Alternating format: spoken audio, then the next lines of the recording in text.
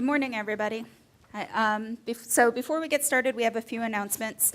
There is a GitHub repo for this tutorial that I encourage you to download during the first half hour of class while I'm speaking. I've noticed the internet's a little slow, so you might want to take turns if you can.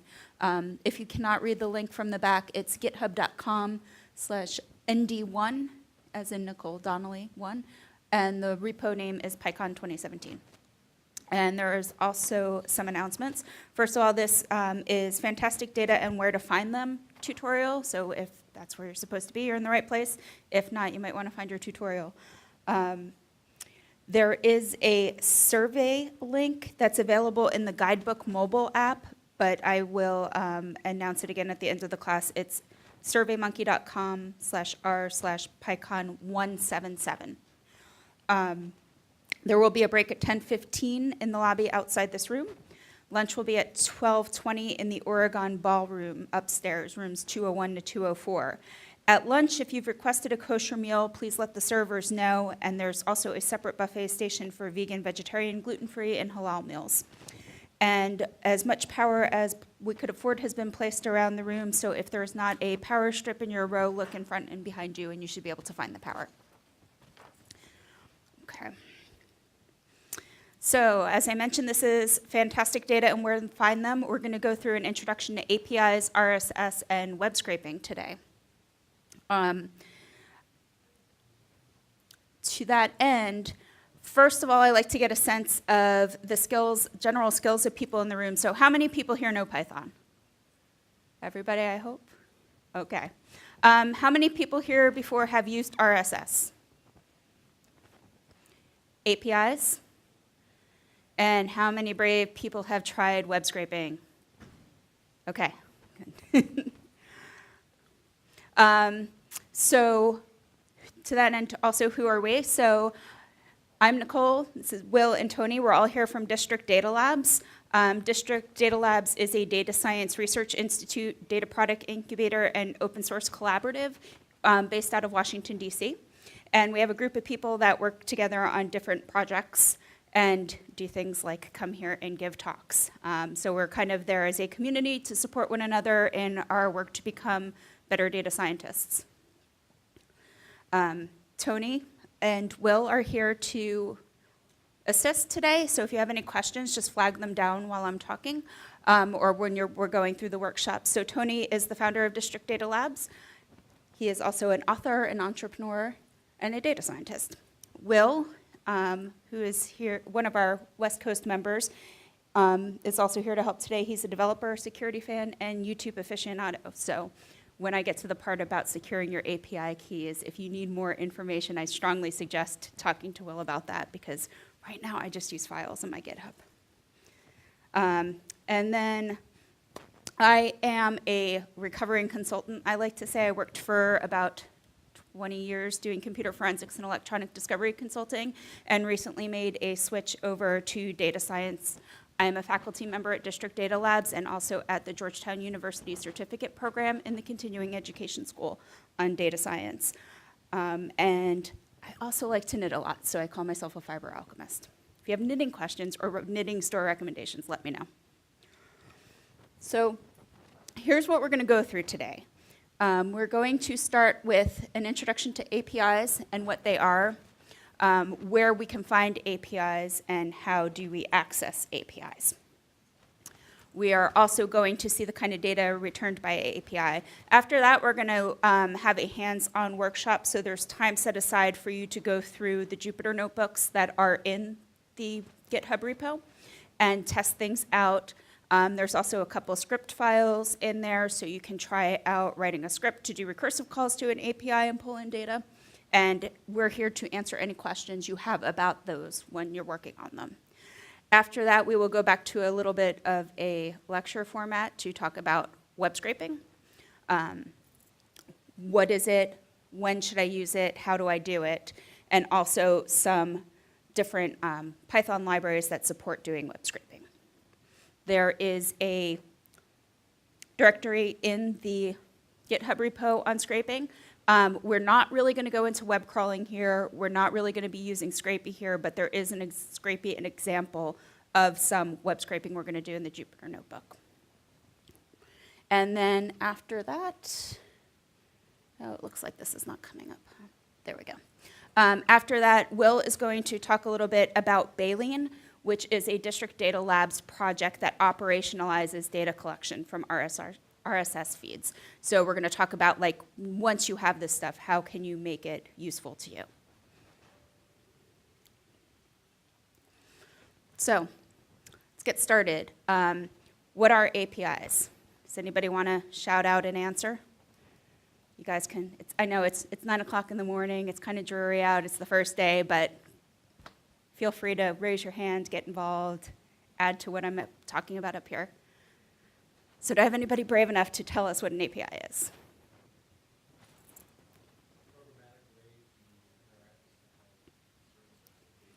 Sure, so programmatic way to interact with programs. So it's how an application talks to another application. APIs make it possible to move information between programs as well. They make our data collection lives easier until they don't. One thing we'll run into with APIs out in the wild is they are rate limited. Sometimes there's charges for them. And also, they can limit the data you can get from a site. So a popular thing to do is say, I'm going to do a project to pull Yelp data until you find out that not all the data on Yelp is available through its API, and then you end up scraping things. So where are APIs? Where do we find them? Anyone? Not enough places. Yeah, that's a good answer. I like that one. That is definitely true. Anyone else? Okay. So they're basically everywhere, and not in enough places at the same time. So all these things that we see up here on this slide, Goodreads, Google, Twitter, Facebook, Yelp, Amazon, they all give us APIs to pull data. Copy and paste on your computer is an API. It's not one that we commonly think of as an API because it's not ones that we go and write programs to get data from, but that's how the operating system handles copy and paste operations. When you are out on the internet, you'll often see icons on places to share an article from a website. That's an API. Discus, the comment system a lot of websites use, that's also an API. Oops, sorry. So RSS, what is it? Nobody wants to be very, come on. Somebody must know what RSS is. Yes. Structured format for revealing contents of some kind of a feed, such as a blog feed. Right. So it is XML-based typically, and it distributes web content for feeds. It allows you to have data delivered to your computer or mobile device when it's published. I'm still one of the people lamenting the fact that Google Reader went away. I read tons of blogs through RSS and have an RSS feeder. It's probably one of the things I'm eventually going to write when I start playing around with Django as well, to see if I can write myself something. There's different versions of RSS that we'll encounter. They all act mostly the same way. RSS 1 is commonly RDF, Resource Description Framework Site Summary. RSS 2, Real Simple Syndication. It's based on an earlier version of RSS. And Atom is similar to both of the RSS versions, but it's actually a standard, whereas RSS is not really owned by anybody as a formal specification. iTunes. iTunes is an RSS aggregator. I don't know if anybody has ever played around with that and looked at it, but basically people who publish podcasts don't publish their podcasts on iTunes. They send an RSS link to iTunes to aggregate and parse all the data and give you the links to download information.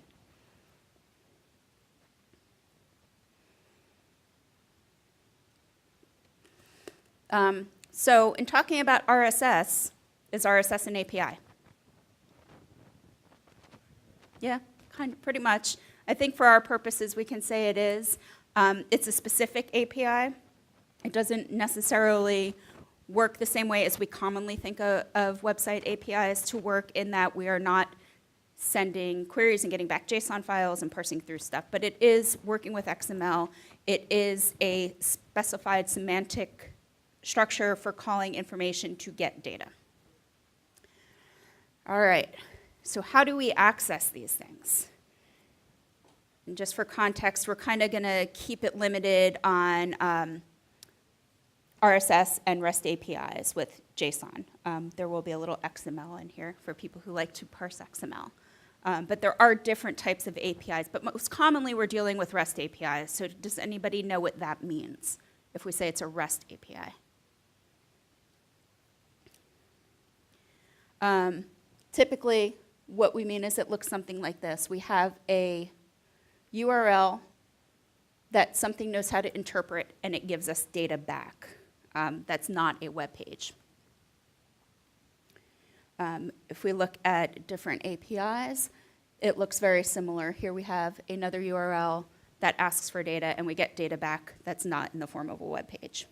So basically, using these things is as easy as constructing the URL that the machine on the other end is expecting to see and can understand what you're asking it for. REST was influenced by HTTP, so it tends to look a lot like HTTP. So here we have an example of an API call going to the newsapi.org. It has a path that we're giving the receiving machine and a query at the end of it. So we're looking for a source, whatever source is defined as for this API, and we're giving it some sort information. Basically what that will do is that will go out to the website, which will then digest that information, give you information from its database in a serialized format, and respond. And of course, we can have different responses, just like with HTTP. We can get 200 if things are okay, but we can also get 404 errors and things like that. So we're not going too much into the specifications of HTTP and all of this stuff now, but there are links in here that you can use. And then sometimes our API will require us to add a key. So here we have an API call to DPLA. Does anybody know what DPLA is? Digital Public Library of America. Really fun APIs to play around with there. And here we give it a key and our query, and we get some information back. That is not my actual key, by the way. So how should you store your API keys? So for people who have used APIs before, how do you typically store your API keys? In an email, copy and paste in your code? Do you upload them to GitHub? How many people have uploaded their keys to GitHub by mistake? Oh, come on, I can't be the only person in the room who's accidentally uploaded my API keys to GitHub. All right, nobody is willing to admit it. I'm fine. I'll be alone in that regard right now. So I've given you a couple links that you can grab in these slides to go read a bit about storing API keys. In these tutorials, what you'll see is that I've created a JSON file. I have very smartly added a structure to the name of my JSON file so I can easily exclude it from GitHub in my gitignore file. So take a look at those. So then we go through all this trouble. We build some requests to an API, but what is it giving us on the back end? Anyone? Come on. Did anybody have their coffee this morning and want to engage here? No? Yes, we're getting data. And what forms does the data usually come in? Mm-hmm. JSON, and if it's an unfortunate API, it might be just XML. But yes, we can see here is a couple of API calls to the same API, one in JSON and one in XML, and the data that comes back. So you're getting some serialized structured data back that you can then do whatever you want to do with it. So JSON is a JavaScript object notation, and it's become the more common way for serializing data structures. XML is kind of leftover. It's still there. Some people still use it. Personally, I'm not a fan of it. I don't know. How many people prefer using XML to JSON here? Nobody? Okay. don't have any XML lovers who are going to write up a bad survey on this class because I just XML, do I? Okay. All right. And then we have libraries in Python that let us easily work with JSON and easily work with XML as well. So at this point, we have some workshop data. So what I have put together for you in this GitHub repo, I don't know if you can see that easily in the back.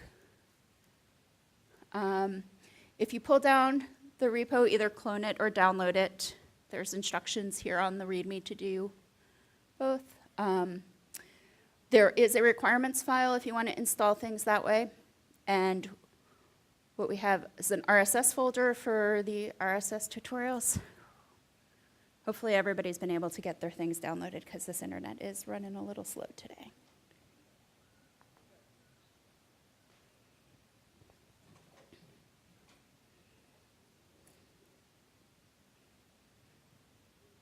Maybe not. All right, I can show you. Since this isn't going to cooperate with me right now, let's do this.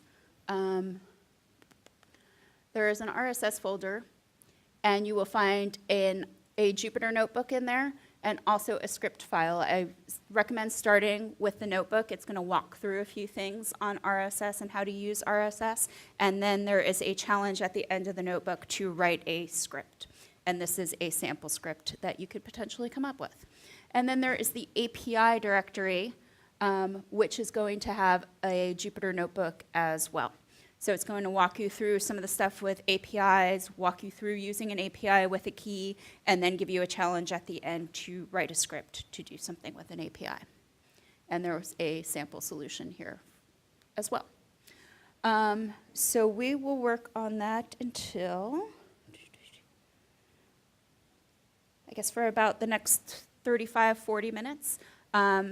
Will, Tony, and I are available to answer any questions you have, help you get started with the Jupyter notebooks if you're not familiar with them, and things along those lines. So before we break and start working, are there any questions?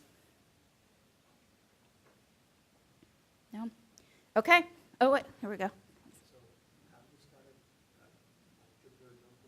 Okay, so how do you start a Jupyter notebook? So you should, first of all, make sure you have Jupyter installed. And then, hold on, let's see if I can get this. Why is my window not going over there?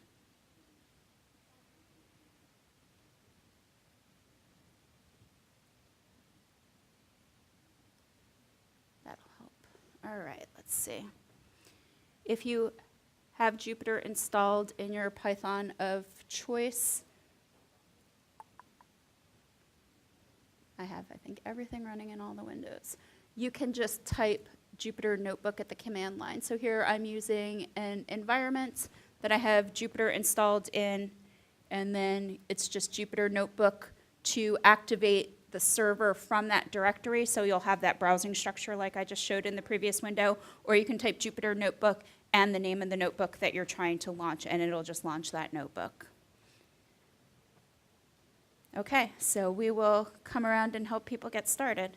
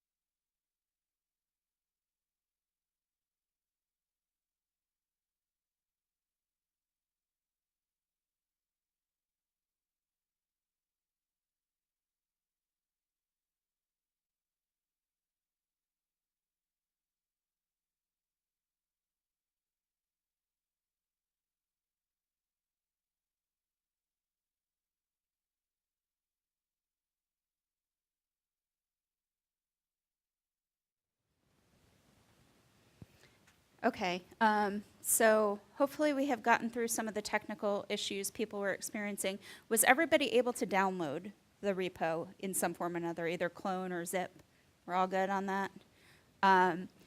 Walk through the Jupyter notebooks a little bit with some people who haven't used them before, but basically Jupyter is a way I like to present material like this because you can put explanations in there and Markdown and put code in there for people to execute, and they can walk through step by step. So it kind of helps show a thought process too behind programming, which you normally don't get if you're just getting script files thrown at you.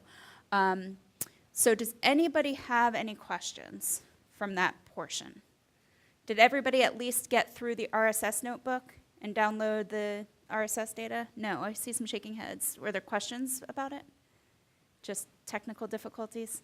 All right. Well, we'll be here on the break and afterwards too. If you want some help, I can sit down and try to help you go through some of that stuff to get things running. For people who did the notebooks, how did you find them? Was the information, did it work correctly? You got an error where you're supposed to get an error and no errors in the other things? I do put things in there to give you errors, so if you see an error, don't necessarily panic. Read what's below it and see if it was supposed to happen. Okay, so this morning we so far have gone through APIs to get access to data, including using RSS as an API. We've gone through the serialized data that gets returned, so you'll see in those notebooks that there's some JSON that comes back that we parse through into pandas to make a data frame out of. And we've talked about where you can find APIs. A question came up earlier, somebody was asking me where they could find RSS feeds. If you Google the name of the web, or if you go to a website and you want to see if they have an RSS feed, just try adding a /RSS at the end of the URL. That sometimes works, sometimes it doesn't. Search their page for the word RSS or just Google the website name in RSS and see if a feed comes up. And then there's also RSS directories out there, so you can Google for an RSS directory and people kind of accumulate links, like a white pages for RSS, essentially. All right.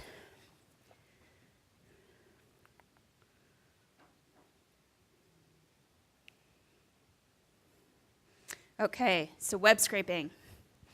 How many people, there were a couple people here who have tried web scraping before. Who's tried it? How has it gone for you? Yeah? Yeah, hit or miss. That's a good one. So what is it? Does anybody want to throw a definition out there of what web scraping is? Utilizing basic functions to just load the web page and extract the data directly from the web page. Yes, so we are loading a web page and pulling the data out of it instead of using an application type way. So web scraping can be called different things: screen scraping, web data extraction, web harvesting. You directly access a page and you copy its data when an API to do so for where that data is not available. And it will give you a way to somewhat automate the process, copy the data, save it locally. There is also web crawling, which is somewhat different. Does anybody want to define what web crawling might be versus web scraping? So in web crawling, what we're doing is we are gathering the website's links and kind of traversing them to establish the network. And a lot of times web crawling and web scraping are used in conjunction with one another. So you start at a page, you scrape the data, you go to the next page through a link and scrape that data. So scraping is done explicitly to extract specific information by a page, where crawling is done in order to obtain information about the networks within and between sites. Web scraping also is a lot of other things that might not be as good. It can be a violation of terms of service of a website. How many people actually read the terms of service on a website they go to? When you're scraping, you probably should. It can have legal repercussions. I think there's a case out of Stanford, and I forgot to pull up the information about it, where they have a lawsuit involved with some scraping that was done. When it's not a violation of the terms of service or illegal, it can still be considered ethically ambiguous. So what if you have a website out there that's kind of small, they don't have an API going on, they don't forbid you from scraping it, but by scraping it, you overwhelm their resources and take them down. It's basically a denial of service attack. So that can be ambiguous. And then it it's a customized process. You need to customize it for each site. You can't just come up with some framework that's going to work on every site, because as much as we like to think the web is nice and pretty, when you start looking at the guts of it, it's really kind of ugly sometimes, and people don't do things the way you expect them to. So when should you web scrape? Should you web scrape? Does anybody have a when they should web scrape answer? There's no API, and you really, really want the data, and they won't give it to you. Basically, I'm going to crib some slides from David Eads, who's probably one of my favorite web scrapers. He's a person, not an actual scraper. But he said in a PyData DC presentation he did last October, if you need a scraper, you have a data problem. There is a link in these slides. The Useful Scraping Techniques link up there is a blog post. David currently works for NPR, but announced on Monday he's going to ProPublica. He works on scraping data for their reports, and he did this amazing web scraper to pull data out of an arms listing website. So he basically scraped all their information for a story some of the reporters were working on and wrote up this great blog post that was kind of mind-blowing for web scraping. He does a lot of he does object-oriented programming and parallelization, and got into the same Amazon Web Center that the site was on, so did a ridiculous amount of scraping in under a half hour for a really cheap amount of money. I highly encourage you to take a look at that. So basically, I'm borrowing some of the slides that he did with his permission, but one of the things David points out is fundamentally a scraper means something isn't right in the world. There's a database out there, it's powering a website, but you only have access to the website. You don't have access to the underlying data. But the good data, well, if it was easy to get, it probably wouldn't be good shit. So there you go. So we have to decide, basically, if it's good enough to put all this effort into. But his advice on scraping is never scrape unless you have no other way of liberating the data. Budget appropriately. That means not only money budgeting, but resource budgeting. Is it really worth all that time to go get the data? Consider the ethical ramifications. So if you Google web scraping ethics, you'll find a lot of information out there with people going back and forth. Read the terms of service and do your legal research. If you're going to violate somebody's terms of service, you really should know you're doing it, and decide if that's really the path you want to go down to. And if you are doing it from a business perspective, talk to a lawyer if you can. So anytime the data journalists at NPR do web scraping, their legal team is involved and aware of the situation and reviewing terms of service and things like that. If you can, if you have time and the data's good and you want to get it, try a FOIA.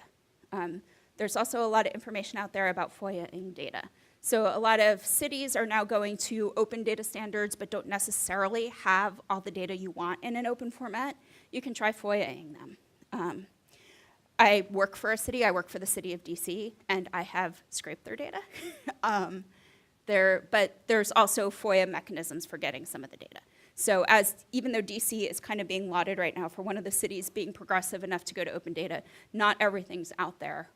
We recently had a mayor's order, actually, that is going to require us to inventory all the data, and for things that are released under a FOIA without any redaction, we're going to start making them open data sets. But we have to get all our agencies on board still. We still have some agencies that use third parties to host their data, so we have problems getting to that. Question? That's appropriate. Yeah. I have a question about these open data sets from city and county governments. Are they being able to be used for commercial, applications and products? Okay, so the question was, is the data that cities and counties making available to be used commercially? And that depends on the city. DC is not selling its data, so it's not limiting what can be done with it. We've kind of been open in the fact that we're putting out a GitHub repo with all this kind of stuff and asking people to contribute in that regard. So just check the terms of the city. There should be a terms of service on these open data sets that let you know what you can and can't use them for. Yes?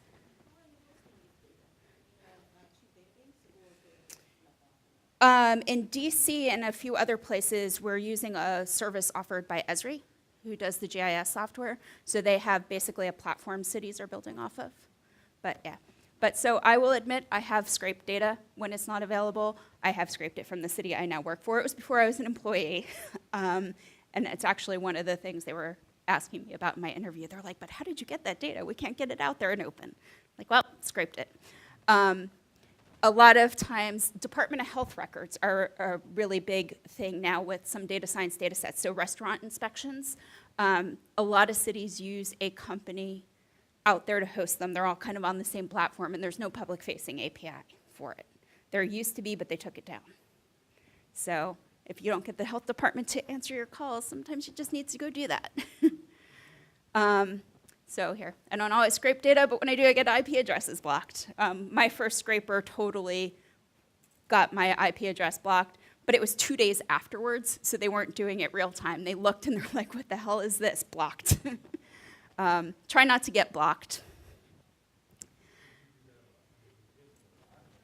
Yeah, so basically I crawled the entire network trying to scrape it, and when that didn't work because it was too slow, I used Selenium to download all the pages locally and then scrape them locally.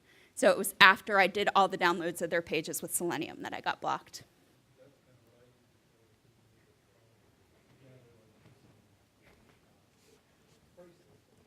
Right. Mm-hmm.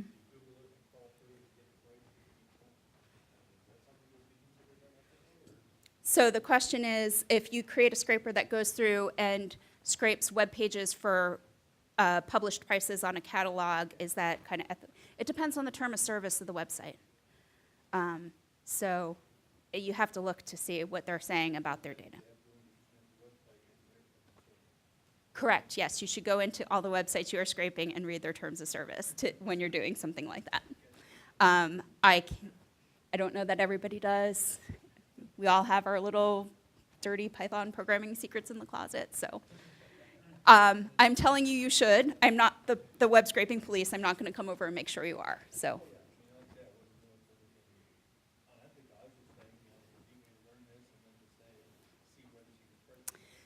So you will see in the scraping repository, that's essentially what I've done. I've created a repository for you that creates a web scraper that goes out and scrapes prices off of a website. I did read the robots file. I don't remember if I went through the whole terms of service file, but we'll see. So that brings us to the question of how do we web scrape? And this is one of the things, though, we all know Python. We all learned Python differently. You learn how to do something and you kind of do it that way and not necessarily other ways that might be easier. So it all depends on how you learn, what somebody showed you first, what tutorial you found on the website that made it easy for you to understand. So we have Python libraries that will let us scrape, but we also need to take a look more from a perspective of the big how, not the mechanical how. We need to look at the robots file. Does anybody know what a robots file is? Yes. Robots.txt is a standard file that websites can put to say how they want to be called. Right. So it's a standard file that people put on websites to tell you how to crawl them or not to crawl them or what parts of them you can and can't crawl. So a lot of times you can kind of see maybe they have data you don't want them to find if you look at their robots file. But there is, it's basically a text file on the site. There is no programmatic enforcement of how you do it other than they can maybe block you from doing it at some point or block your IP site. But it is a text format where you will see a user agent at the top and disallow. So it's telling you where not to go and what agent shouldn't go there. So a user agent star means everything. Anything that's going to come look through this website, you cannot go to these folders on our site. And there's a link to about robots.txt. They can get pretty convoluted. But this about robots.txt will explain some of the things that you commonly see in them.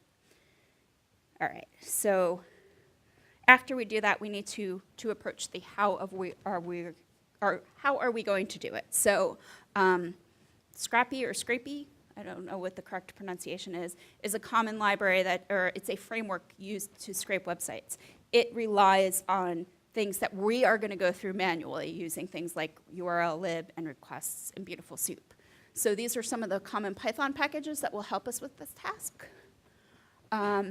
And then two, you'll see libraries like URL-lib is part of Python, but it didn't do everything everyone wanted it to do for doing things like that. So somebody wrote a new library called requests, and I kind of use them interchangeably in the tutorials.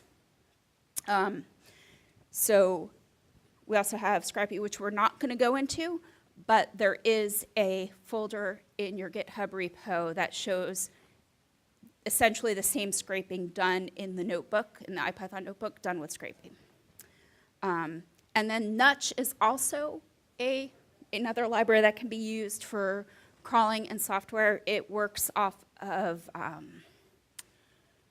Hadoop if you use Nutch 1, and then they're building a new one called Nutch 2, which works off of Apache Agora. I'm not going to go into those in this site at all, but it's more of a framework to work with NoSQL storage and doing a lot of scraping and crawling.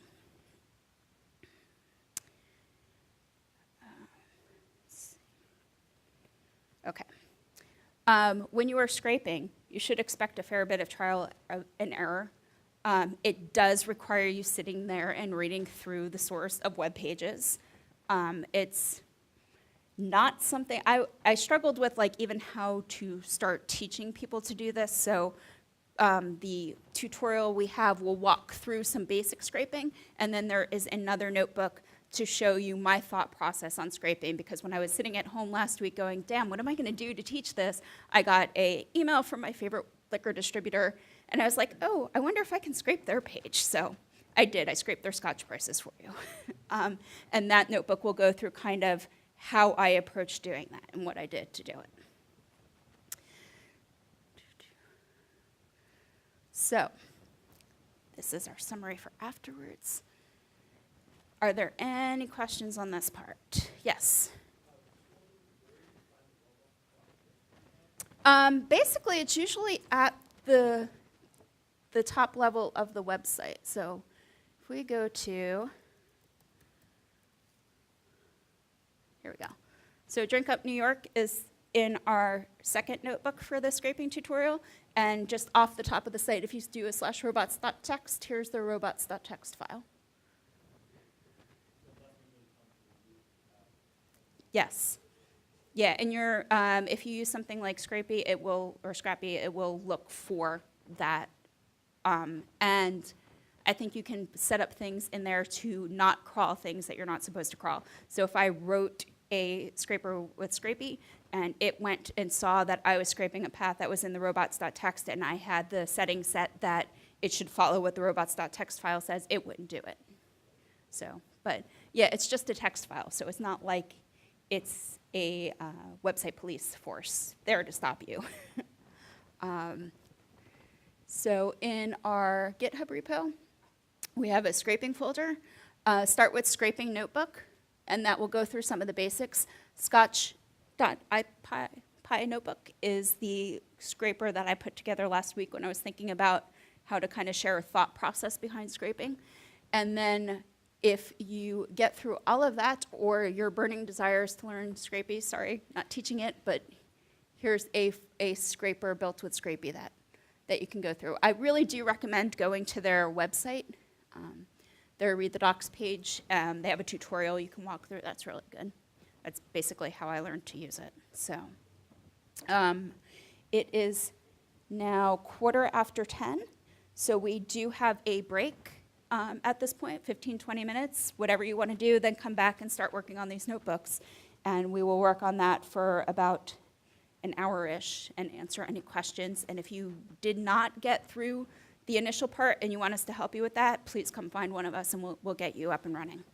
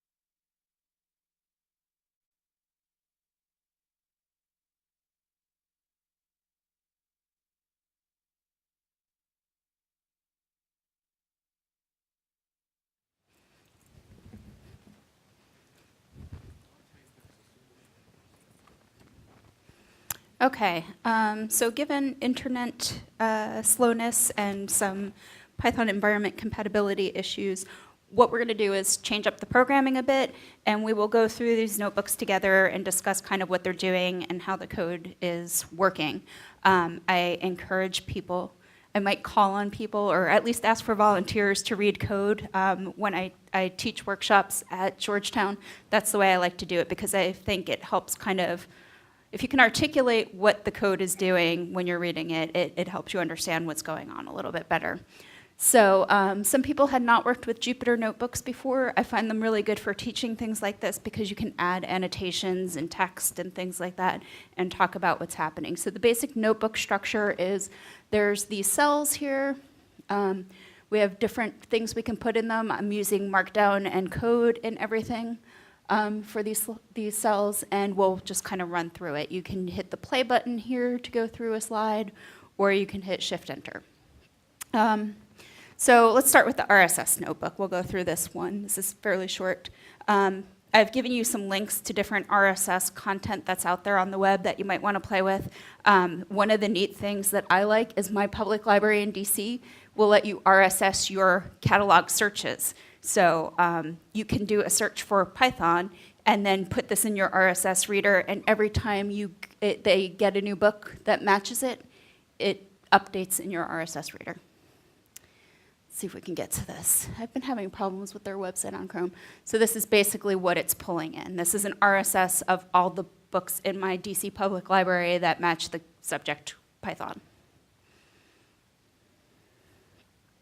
All right, so we are going to be working with the Netflix Top 100 DVDs RSS feed in this notebook. I haven't found any Netflix feeds on streaming. That might all be done through APIs, but we'll see if we'll pull the site up. They do a top 100 list of their DVD rentals and update it every 2 weeks, I believe. And we're going to use Feed Parser to work with it, and we're going to pull the data into a pandas data frame. All right, we'll stop waiting for that to load. So as with anything when we're doing Python, we need to import the libraries that we want to work with first. So as I mentioned, we're going to do feed parser and pandas. In the next cell, do people want to do like speak out loud programming, or do you want me to walk through them all? So if nobody wants to answer, I won't sit around and make you answer. All right, well, we'll just walk through it this way then. So starting out, creating a variable called RSS URL, and it's basically the URL of the Netflix feed. And we're going to give that to feed parser and create another variable. Basically, our feed parser parse response is going to become the variable feed. And parse is one of the primary functions available to you in feed parser. And what it ends up looking like, what it returns is a feed parser dictionary, but what it really is pretty much the same as a Python dictionary, so we can access it the same way. For example, we can look at the keys that it has, just using the standard dictionary.keys function. And here we can see that we have headers, entries, feed, namespace, version, status, encoding, href, and bozo. I like bozo. I like clown. I'm not one of those people afraid of clowns, so when I saw bozo when I first did this, I'm like, what the heck is bozo? If we look at it, it's an integer. Okay, that's interesting. I don't know what it is yet, but we'll get to that part. And then feed is another dictionary within our dictionary. So nested dictionaries. There is links throughout the notebook to key areas of the documentation, so I encourage you to RTFM. There is actually, the feed parser documentation is actually written fairly well, so it's not one of those that's difficult to get through, but internet issues still. All right. Maybe I will try the other network to see if that works any better for getting some of these things to come up as we go through them. All right. So we're going to look at some of the data in the feed. The documentation will more fully explain things that we're not going through here. So if we look at feed.version, it tells us what kind of feed we're dealing with. Here we have an RSS2 feed. As you mentioned earlier, RSS is not a specification owned by anybody, so there are kind of variances into how RSS2 will be implemented. So Bozo, I found out after digging into this, is a key that's going to look through our feed and tell us whether or not it's well-formed. And what it means by that is it's just basically testing what it thinks the specification should look like and see if the data comes back that way. If it's not well-formed, feed parser will still parse it, or at least attempt to parse it, but you might get errors along the way. So if you're doing something where you want to operationalize pulling in RSS, Bozo might be an interesting key to use just for error handling purposes. So here we're looking to see what our feed's Bozo key is set in, and here we can see we have a well-formed feed. So we know Bozo is 0. If it was 1, it would have said potential trouble ahead. All right. So then our feed portion of feed up here, we said was another dictionary. So let's look at the keys that it has. And here we can see a little more information. So we have language, subtitle, links, and we can just address those and print those out. So we can see the RSS feed is titled Netflix Top 100. It has the link to the dvd.netflix.com page, and it has a little description.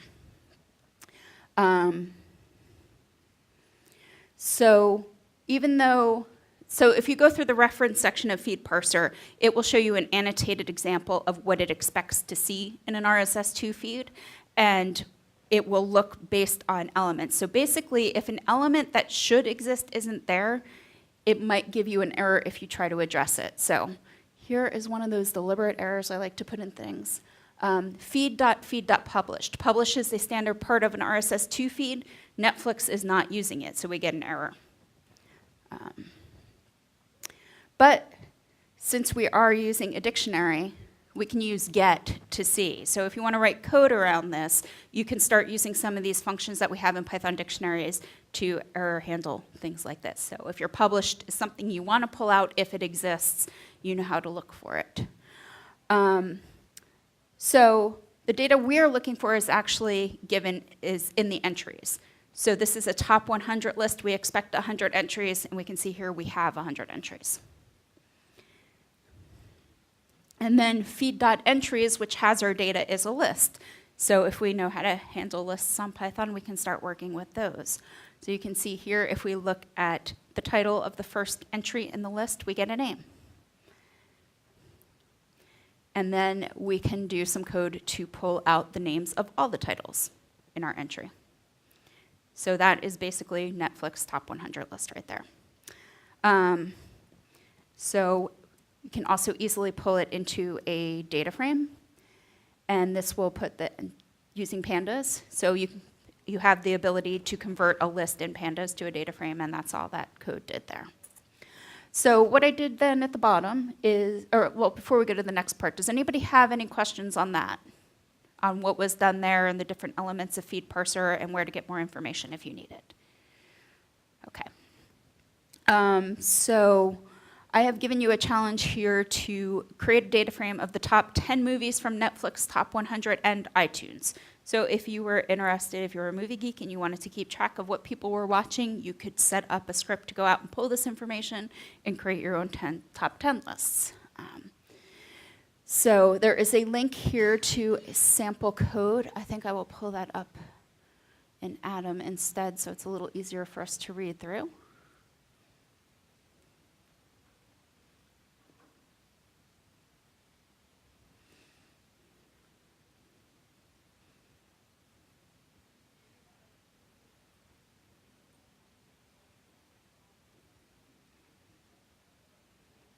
Okay.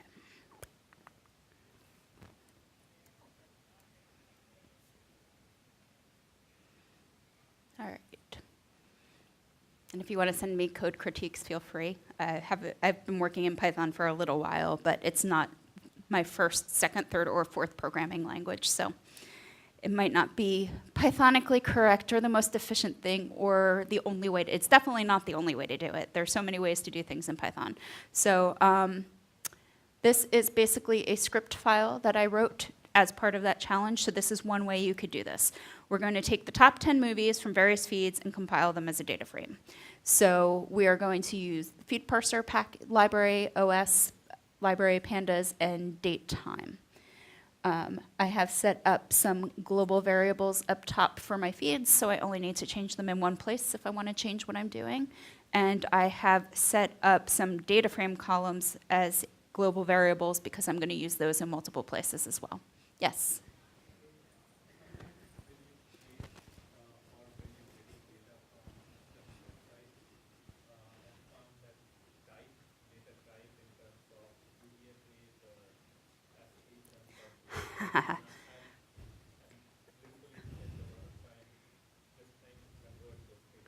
Okay.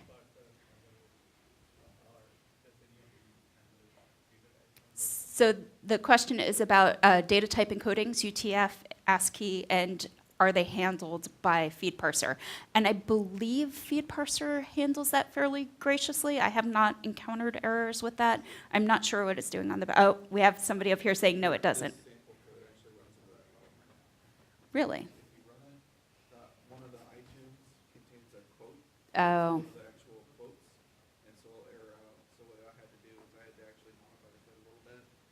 There's an encode function, so I just took the entire data, ran it through a UTF-8 encoder, and hooked up with the CSV file. Okay, so the point raised up here was there was an error with my code running on the iTunes feed.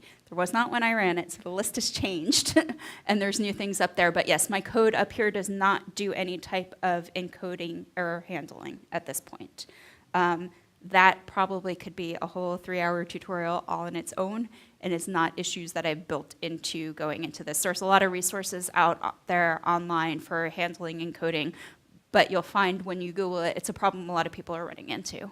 So, does that answer your question, at least? Okay.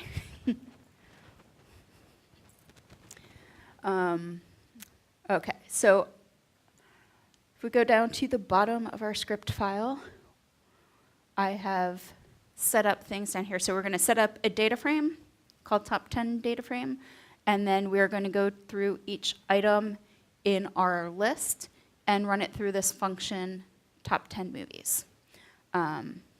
And then at the end, the data frame gets returned to us down here, and there's code here to write it out as a CSV file. So if we go up to the main function here, all that I've set this up to do is take the RSS link and the data frame as arguments coming in, and then we're going to go through and run the RSS link through feed parser like we did in the notebook. It's going to give you a little feedback here to see if it's a well-formed feed or not. And then also, too, in my data frame, I decided I wanted to put the date there. And what I've told the code to do is if published does not exist in our feed, use the current date as our date, so the date we run the code. Because that would make sense that the feed was published on the day that we're reading it, or it existed at least on that day. And then we have a little while loop here that is going to go through and append the information to our data frame. So I guess we can try to run it now and see what error is coming up. Let's see. Get to the right place on my computer, and I will show you.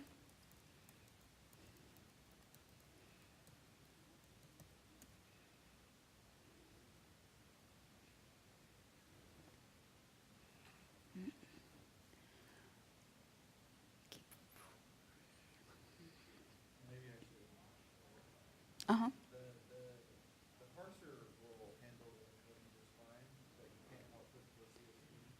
Oh, it's the CSV that's failing because of, okay. Well, let's,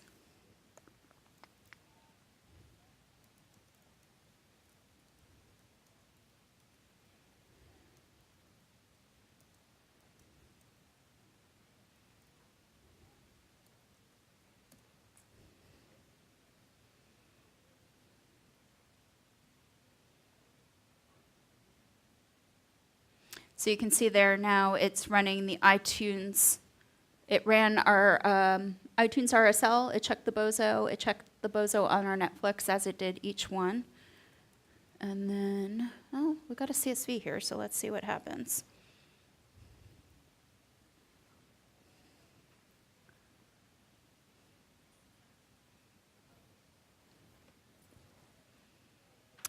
What error were you seeing when you output the CSV?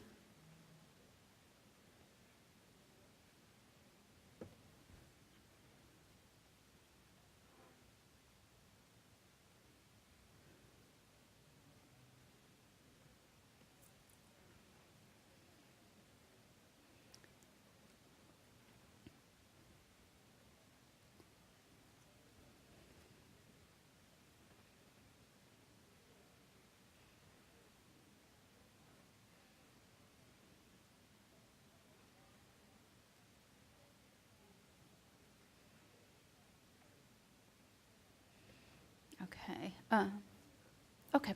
While you're doing that, I did not actually write this for a live demo, but if we want to see what the code is doing, let's see if we can just throw a print statement in here, and we'll rerun the code and get some output on our screen to make it a little more exciting.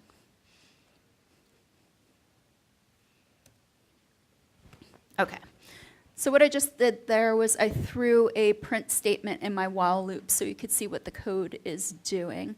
So here we go. It gets the iTunes feed into the function. It checks the bozo. It prints our statement based on the bozo value. And then it is going through and parsing the first 10 items. And these are the items that we're writing or are appending to our data frame. So we can see we have a source, what the feed is, the date, it's today's date. I don't believe either of those RSS feeds are using the published date, so it's the date for today. It's the rank, which is basically what number is it in our loop as we encounter it, the title of the movie, the link to the movie, and the summary information that's given in that feed in the feed entries. So it goes through the first 10 in iTunes. It goes back to the main part. It gets our next URL, which is the Netflix Top 100. We can see here, we check the bozo, and then it goes through and appends those items to the data frame. So then at the end, what that function does is it returns the data frame to the value top 10 data frame, and then it creates a CSV from the information. This is also written that if the CSV exists, it's going to append onto it. So if we ran this one more time, we would see another top 10 from each of those things in our feed with today's date on it. All right. So that, check the time. Anybody have any questions on that? If you feel like sending me a code critique, please do it in email instead. All right.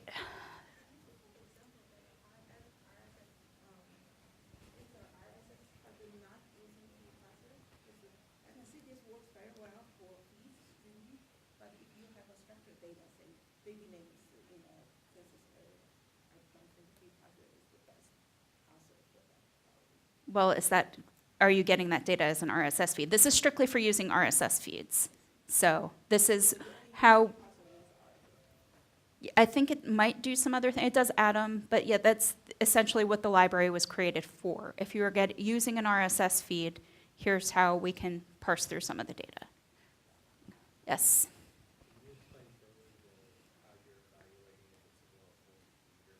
Okay, so the question was, can we explain the well-formed feed? That's Feed Parser doing it, and it's basically looking at the feed specifications. So in the notebook, there was a link to the feed specifications on what a feed should look like. It's checking to see if it looks like that. And if it doesn't, if something's out of place or put in the wrong place, it will still try to go through everything, but it could error out. All right. Any more RSS questions? And then after we go through these notebooks, Will is going to talk about RSS a little more and operationalizing some RSS collection. So he can also answer questions at that point too, probably.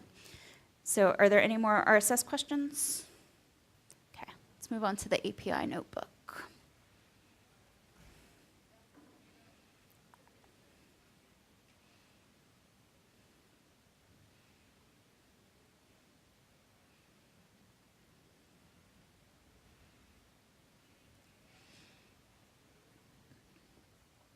Okay, so this is just another Jupyter notebook for you to go through. I won't read to you all the information that's there. You can go through that later. So we're going to start out using URL lib to get our information. This is where we're going to, this one might actually work, I think, on 2.7, okay, because I use URL lib and not the updated version. So what we are going to do is we are requesting this URL here, the OMDB API. So OMDB is a movie information API that's community supported out there. I'm not particularly a big movie geek. It's just easy to find these APIs and RSS information for this kind of stuff, and it's something relatable to a lot of people and non-controversial. So it seems like a fun example to use. So URL lib is going to request this URL, which is our API URL. And let's see if we can get the OMDP API page to come up. We might wait for this one to load. Okay. Interesting. They're going to become private soon. All right, so if you come to the OMDB API page, they show you how to use the API. So how to construct the URL requests, the different parameters you can use, and that is where this API URL request came from. So we're looking at omdb.com. We're looking for the title Game of Thrones Season 1, and we're reading that information. And here we are decoding it as UTF-8 to handle any type of encoding issues. So we're going to get that information back as a variable called data. And then does anybody want to guess what the type for data will be based on this information? Dictionary. So there you go. So then we can look at what our data looks like. So if we look at the keys, we have the keys response, total seasons, title, episodes, and season. If we look at the whole thing, we can see a very nicely set up dictionary. So we are getting the data basically and loading it using the JSON library. So we have something we can easily parse through. We can go through and print out our titles and the ranking, or the IMDb rating. So it gives us rating information in our dictionary. We can see an entry here. We have episode number, the release date, information from IMDb, so what its ID number is on IMDb and what its rating is on IMDb. And then we're using that to print that information out. So then we can also pull this into a data frame pretty easily. So here you go. This is all the information in our object that was returned. And we can save it to use later if we want. So that's just basic usage of APIs. Yes?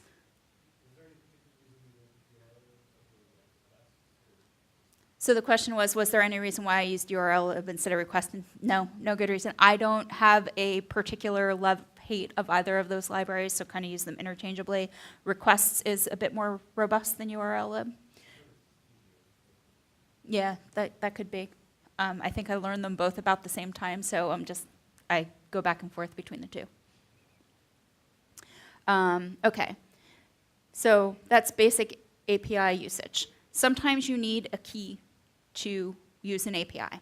And we're going to use the Digital Public Library of America API for this example because it does require keys. The keys are easy to get, and they have a lot of good data in there. So you can take a look at their API here, and there's information on how you request a key. So the notebook is set up to help you request a key. You basically request it. You can do a command line request to get a key, and it'll send it to your email. So when you get to this part, if you're playing around with it later, if you are on OS 10 or Linux, you basically want to uncomment this and use the curl command here, and you fill in your email address right here. On Windows 7 or 10, I believe I know it works in PowerShell. I've done it in PowerShell. I'm not sure it'll work on the other command lines. But, whoops. You copy this command.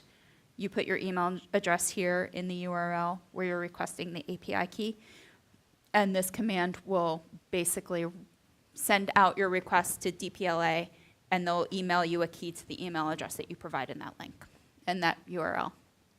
And you should see some kind of request come back here, or some information come back here. More or less, you're looking for API created and sent via email. So if you don't see it, check your spam. So, like I mentioned earlier, and nobody wanted to join me in that I've published my API keys to GitHub club. Last chance, it's a great club. There's a lot of us here. All right, I got Alan raising his hand in the back now.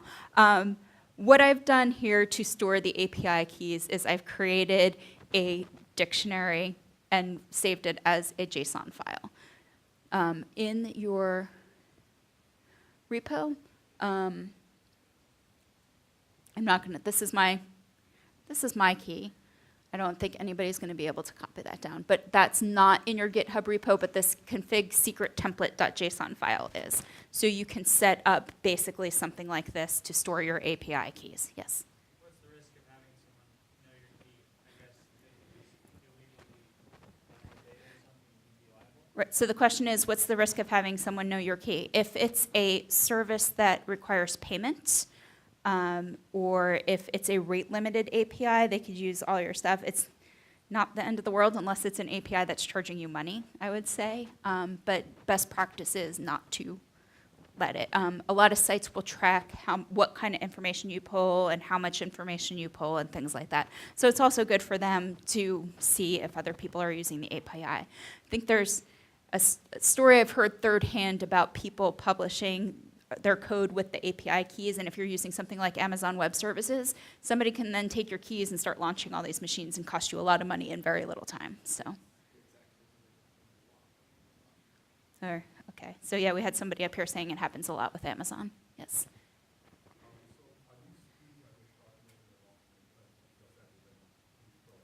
I'm sorry, can you repeat that? Okay, so the question is the key short-lived in its duration? I think it depends on the service. Some places you might need to get your keys reissued more often than others. I know a lot of services also have it set up that if you accidentally publish your keys, they make it easier for you to request a new one. So yeah, it would just depend on the API you're using.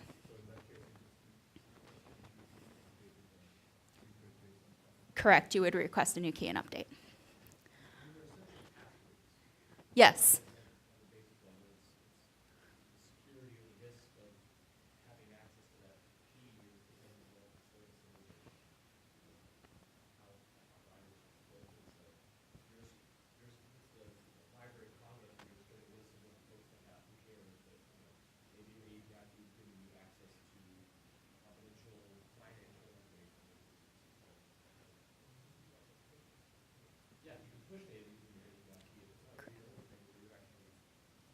Mm-hmm.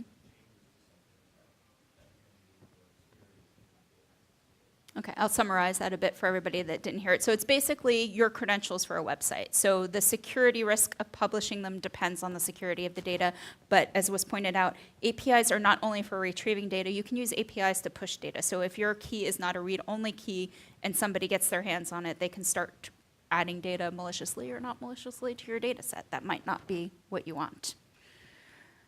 Okay, so if we come back here, this is going to read, oh, I changed my name. I had changed my name after writing this of my file to make it a little easier in my git ignore on what I was ignoring and not ignoring. But basically, so what I just did was I read the key out of the file here, and here is my API key. When you run it, it won't do that unless you've set your API key up. Okay, so this time we're going to use requests. Since I have no particular preference for URL lib or requests, we're using them both. And we are going to import that, and we are going to start constructing a URL and parameters with variables so we can pass them with requests. So I'm setting up a URL, which is api.dp.la v2 items. Does anybody know where that base URL is coming from? Basically, you want to look at the API specifications because they should be telling you what that should be. So basically, we have an API URL, and then we have parameters. And requests let us set our parameters up as a dictionary. So if we look at these different parameters, the key name, API key, and queue are specified by our API. So those are the parameters it's going to look for when it sees the URL to know what you want from it. And in this case, we are passing the API key into it, and the queue is the query on DPLA, and we are going to look for goats and cats, because those are two things that are fun. Because we all know cats power the internet, and I personally think goats are the perfect animals because they're entertaining, they give us milk, they give us fiber for knitting, and then when they're jerks, you make a nice curry out of them. If you're a vegetarian, I'm sorry, but I do like a good goat curry. So here we go. We have set up just 2 variables with this set of code. And then here, we're going to set up another variable called R, which is using get from requests. And this is basically how we tell requests what we want to use. We have a URL and our parameters, and it's going to construct us a URL and get that information. So it just ran that. It gave us back a response. But the response also has different things that we can look at. So if we want to see the actual URL that we created with requests, we can print that out. That is very useful for troubleshooting when you're first starting out with these kinds of things, because you want to make sure you're sending the URL that you think you're using, and that's just the quick way of doing it. And then we can also check the status code that we got back. As we saw earlier in the slides, we have the same kind of status codes we're dealing with HTTP. Our request gave us a status code 200, so what does that mean? Everything's good. We're good to go. If it was a 404, we would know that it didn't get our data. So here's another link for status codes in here if you need them. And then we can take a look at our content. So this is what requests went and pulled for us. And we can see we have a dictionary again.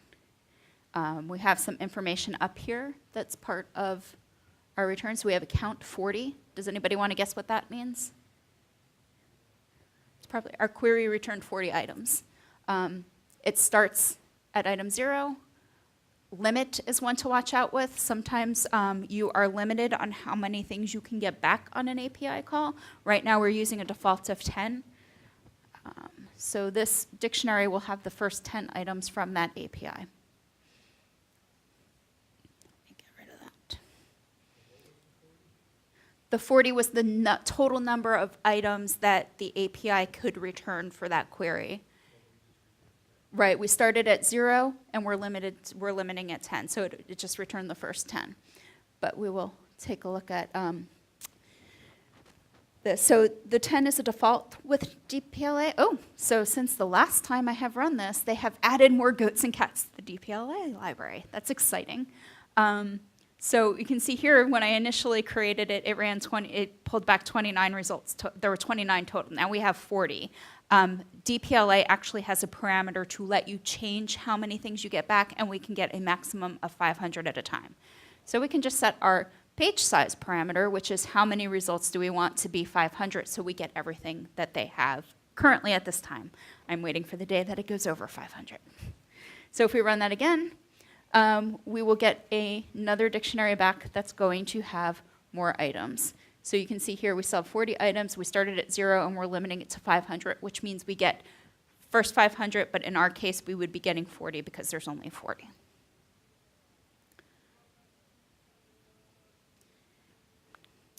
Okay, so at that point you can start writing loops to pull data out. So what I've given you is an example script that I have used before to pull information from the SeeClickFix API. SeeClickFix is a community-oriented website that integrates with 311 systems in cities, so you can put in service requests and things like that. There's links here to their API, and here's their description. They allow you to play an integral role in public services, routing neighborhood concerns like potholes and light outages to the right official with the right information. interesting fact, one of the things that city residents are most concerned about are rats. Like more than like how good is my 911 service, they're more likely to encounter a rat than call 911.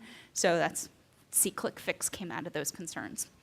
And then I have provided you a script file that we'll take a look at and discuss. So does anybody have a question on APIs up till this point? Yes. I'm sorry, can you repeat that? Yes.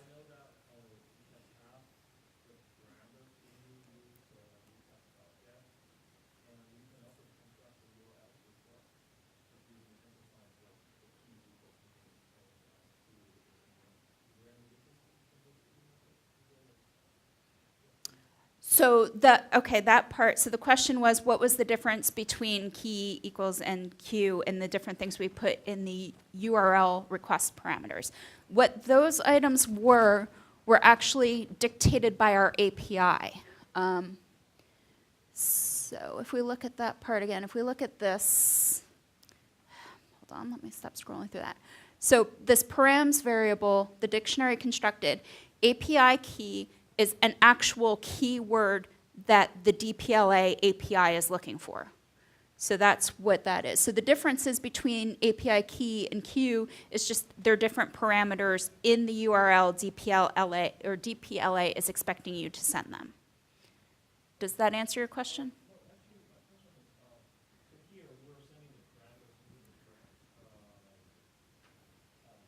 Yes. Yes.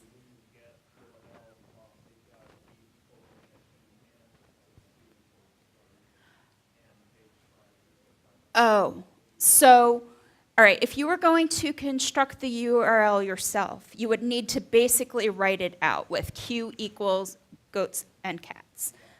Requests understands what this is and what it's trying to construct, so that allows us to do it that way.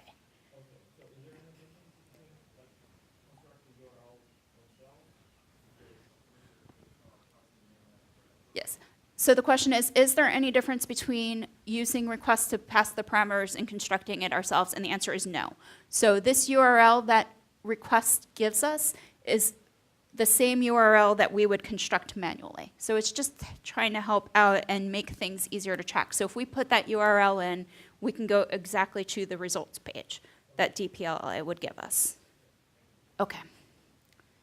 Are there any other questions on that? Okay. Yeah, so request is handy for if you want to programmatically do things like that and maybe pass different parameters. You have like 10 searches you want to do at a time. You can run through like that. Okay, so here we have a script file that's going to use the C-Click Fix API. What it does, let's see if we go down here, we're just running that function so that everything is here in this function. And what I have done is created a function that lets me loop through multiple pages depending on how many pages the C-Click Fix API says exists for my search. So I have set up a whole bunch of parameters here. I have created defaults for them in case they're not passed. So the first time this runs, it's going to use everything in the default. And if we go down, when we go down in the code, we'll see depending on how many pages we need, it will call the function again, will call itself recursively, and will change some of the parameters it's using. C-Click Fix has a base URL defined for their API, which is right here. We are using requests this time. We are getting the base URL with params, the search parameters. So up here we have defined search parameters to be place URL. So that's where I am pulling things from the C-Click Fix API, and the value I have is District of Columbia. I also have a parameter called after, which is the date field that it takes in that it's looking for.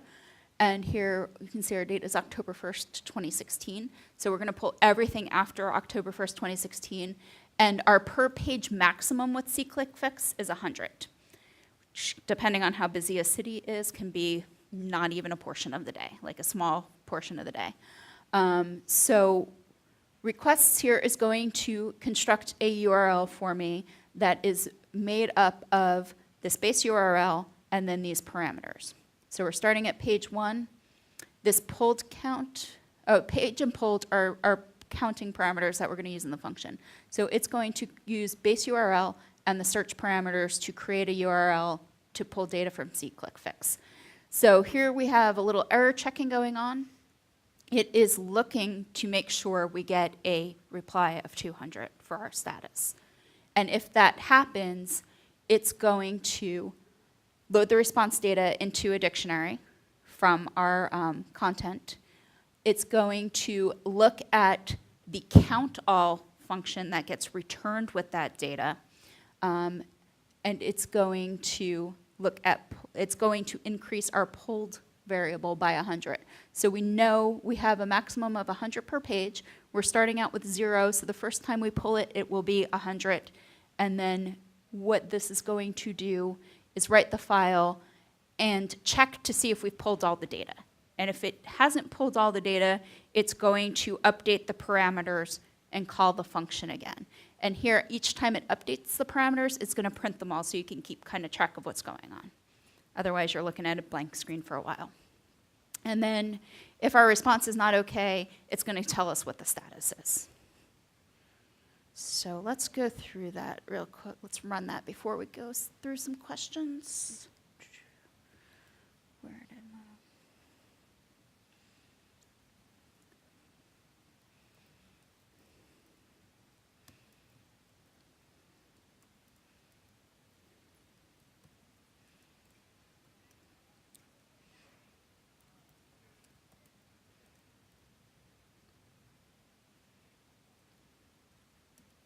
Okay, so what this is going to do is use those parameters I set up in the function. So it's doing Washington, D.C. requests, 100 per page after October 16th.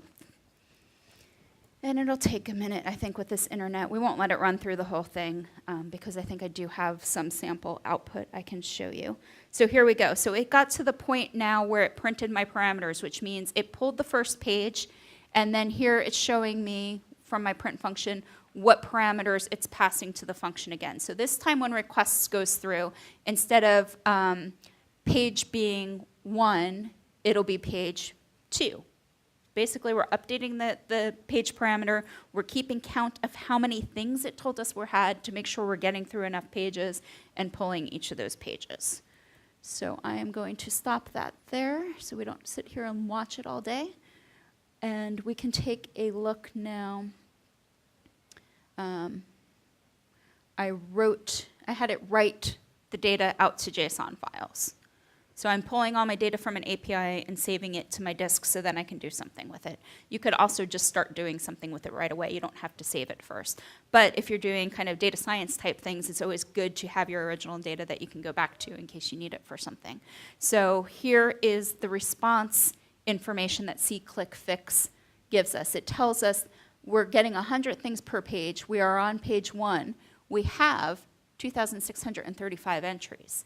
Well, we're not going to get all those on our first call because it'll only let us get 100 at a time. So these are the things that we're looking for here. So it also keeps track of the previous page, the next page, and tells you what those are, and basically how many pages you have of results.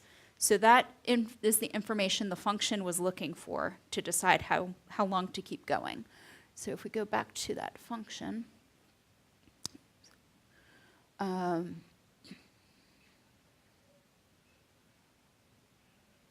the wrong file. Okay, here we go. So we started out with these parameters. It printed out the parameters it sent on each subsequent call. But here we look, count all. So our data variable is our response. And then in that response, we are looking for the pagination entries. So entries is here. And basically, we got to it by going to metadata pagination entries. So that's all the script is looking for. It wants to know how many things are there that I should be pulling. Pulled is pulled plus 100. So pulled is, we start out with 0, and each time we pull more data, it increments by 100. and then it's going to look to see if polled is less than count all. So the first time we poll 100, and we know we have 2,635, so the first time polled will be less than count all. And it would basically pull pages of 100 until it's pulled all of the data. So that's how you can kind of write a script to go through and pull multiple data sources. So does anybody have a question on that? SeeClickFix doesn't use API keys. It might exist in your city, so you can go play around with this and change the location, change the dates, and see what kind of data you can pull back. Okay.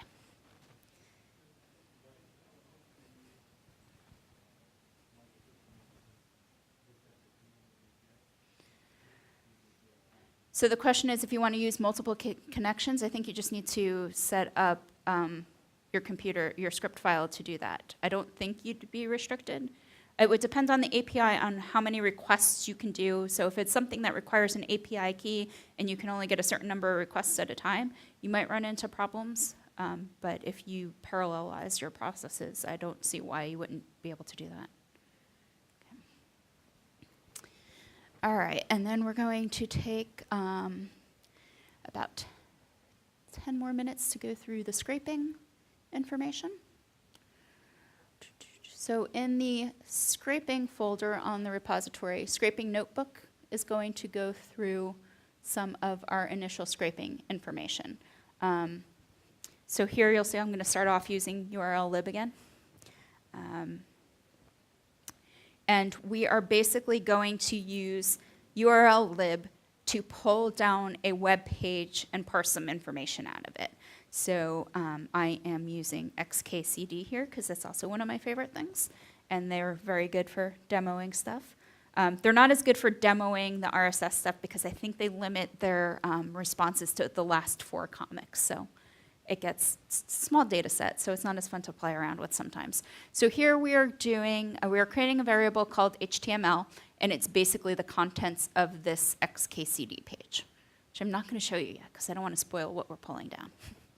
And then I just used a print function here to print out the information there. So you can see this is what our page looks like.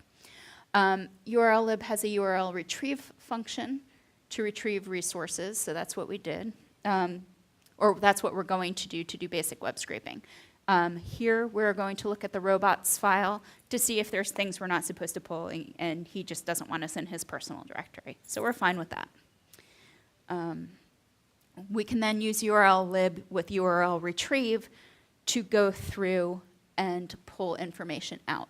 So what I am pulling out in here is basically I sat down and looked through the code and found the hot link for embedding. So XKCD gives you a hot link all the time for their comic if you want to embed it in something. So we're going to pull down that file. We're going to pull down basically the comic.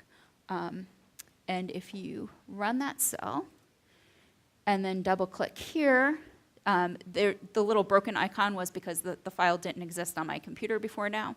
Now we can rerun that markdown cell and we get the XKCD guide on APIs. And then here you go. If you do things right, it can take people a while to realize that your API documentation is just instructions for how to look at your website, which it basically is, but hey. So there we treated the HTML as an unstructured string and pulled things back from it because we knew where we were looking and we went in manually and listed it. Beautiful Soup will let us actually start looking at this stuff as structured documents. And it will parse through HTML and XML.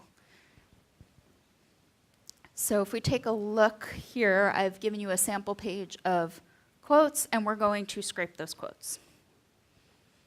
Or are we? We're going to check the robot file first to make sure we can. It doesn't print out really nicely there, but if you do look at the robots file, the page that we are scraping is not excluded by it. So we're going to import our package Beautiful Soup. We are going to set up a URL for the website that we want to scrape. We are going to pull that down with URL lib, and then we are going to use Beautiful Soup to create a variable called soup. Everybody see what's going on there? Beautiful Soup also has a function called prettify, so we are going to print that out in a prettified manner so we can read it a little bit easier. So this is basically what Beautiful Soup is doing. It's taking in the document, and then it's creating a structure that we can address using the library. You can see here we have different content we can look at. We can look at links. It's going to go on for a little while. But you can start seeing here, we start seeing the quotes and the person the quote is attributed to, and that's the data we want to go through and pull out. And I'll keep scrolling and scrolling. All right.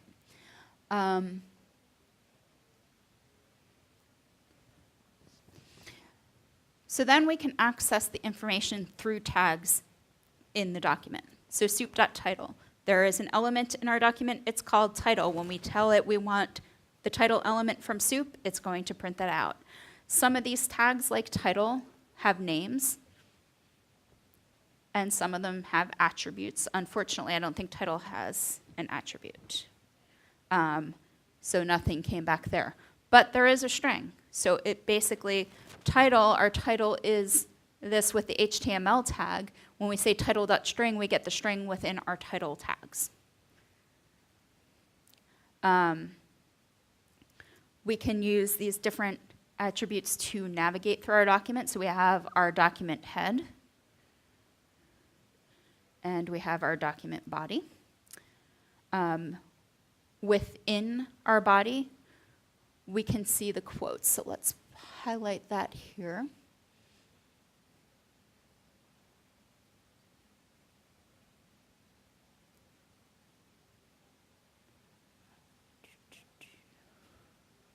Okay, so when we see our heading tag there, that corresponds to this heading that we're seeing here on our webpage. So we can address things we can look for that heading tag. And then again, if we just want the data within the tag, we can do text here instead of string. Sometimes it's string, sometimes it's text. It depends on the attribute or the tag that we're looking through.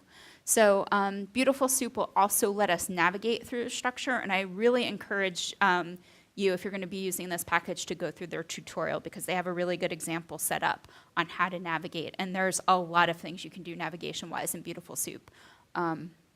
So if we look here, if we look at the parent of the body, this is the information that we get. If we look at the parent of the head, that's the same thing, isn't it? So we can see here we are getting the same thing. So that means actually head and body are siblings of one another in the Beautiful Soup terminology. So if we look at head's sibling, we get our body. And that's the basics of navigating through. So there's sibling attributes, there's parents, there's children, and I think this document, the quotes website, doesn't have a child set up, so we didn't do that. So if we look at our heading 2 tag again, and we look at its next sibling, we can see we get our first quote. So the way this website is set up and how Beautiful Soup has parsed it in its document structure is you have a heading, and then each of these quotes and these numbered quotes here are a sibling of it. So you can look at next sibling, and that's not something we want. But then next sibling of heading 2 is quote number 2. That can be a little cumbersome to go through, chaining all those next siblings. So Beautiful Soup also gives us some search functionality. If we do a find A, it's going to give us the first A tag. If we do a find all A, it will give us all of the A tags in our document, which can be useful if you want to parse out all your URLs.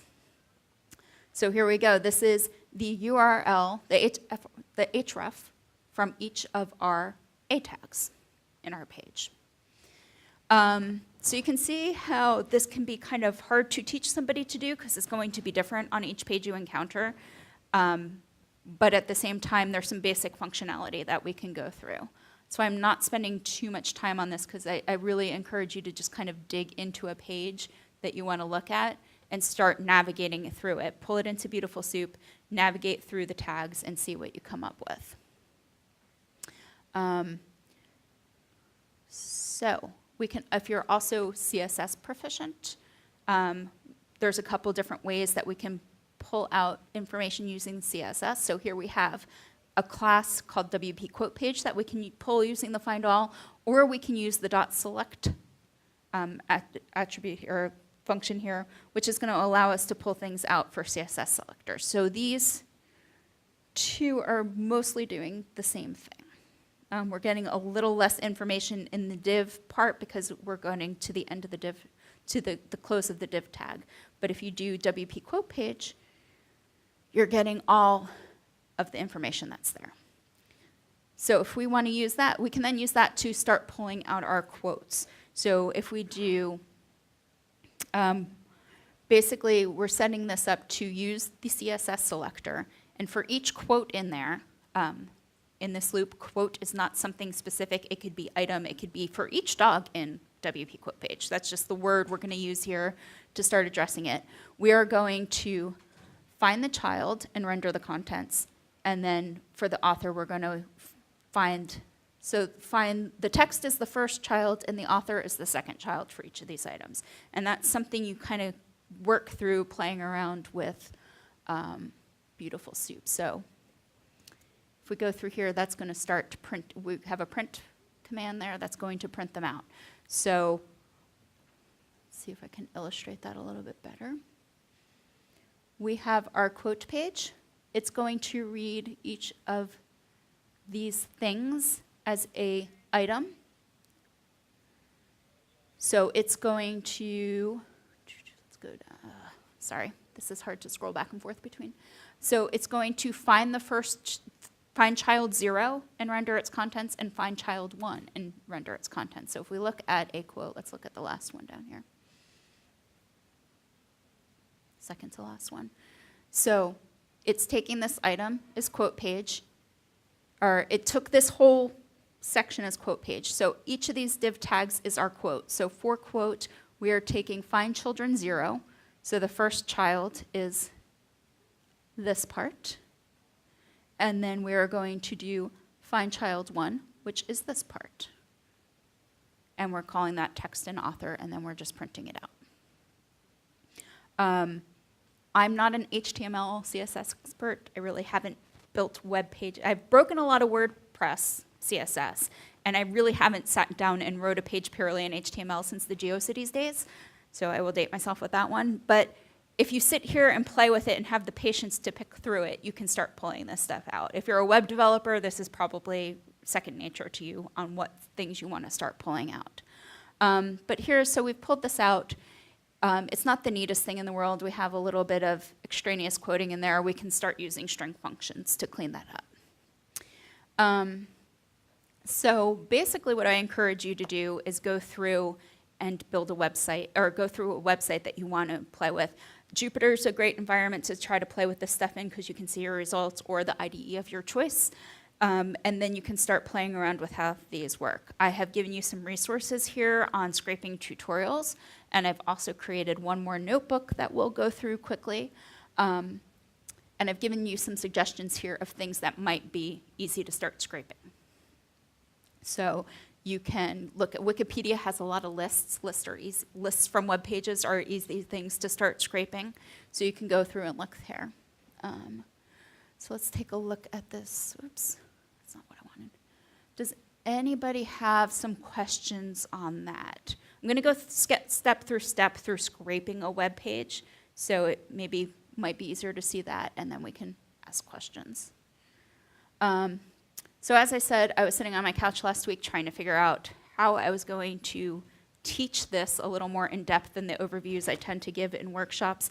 And I got an email from Drink Up New York because they have really great booze selection, really good to order, good prices. So I'm like, well, maybe I can scrape their site while I'm thinking about this so I can think more about my process. So I just basically created that as a notebook. I did check the robots.txt file. There's a link to it there. The pages I wanted to scrape were not in the disallow section. All right, so, and here we go again. I'm using requests this time, but I could have just as easily used URL lib. I just chose to use text this time around. So if you take a look at their site, they have a lot of menus here that you can navigate through to get to places. So we're going to go to Scotch because Scotch is the best. So if you go to their whiskey section, you can see they break it out by different types of whiskeys. All right, so I'm not going to navigate to it through there because their navigation structure can be a little bit of a pain depending on your screen resolution.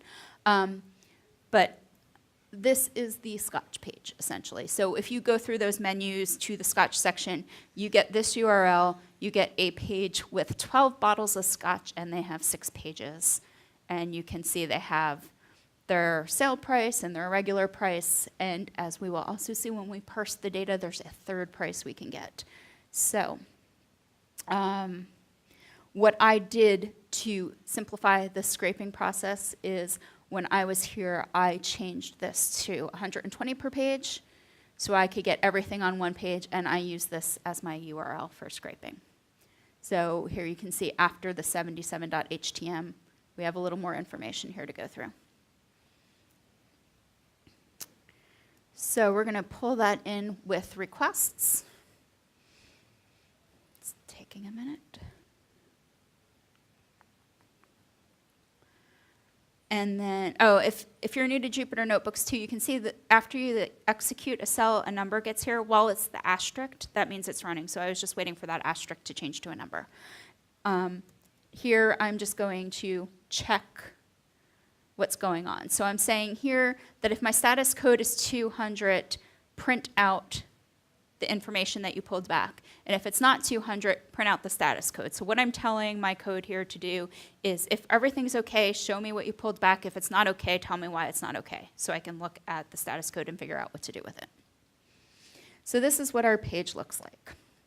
Let's pull it into beautiful soup and do a prettify on it so we can print it out.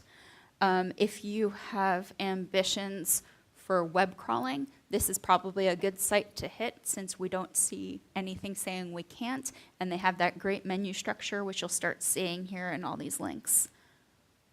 So let's start looking at some of the data. So head is a tag we have. I wouldn't expect my data to live in the head of a page unless somebody was writing funny pages. So here we can see we have different metadata. So we have the title, we have the information here, which corresponds to the information we are seeing up here in our page. And fine. All right, nothing too exciting there. So soup.body. This is where we're going to start seeing all the links in that menu structure they built out. So this is a good thing to crawl because you're going to hit a lot of links off of one page and you can build out their network. So if we do this, this is all the links. That's just on this first page. This page is all we're looking at, and this is all the links that you can get off of it. So you can basically build a network of their entire website from one page, the way everything's linked together. And then when I was looking at the body, I noticed there were tables in here after we got down underneath all the links for the navigation structure.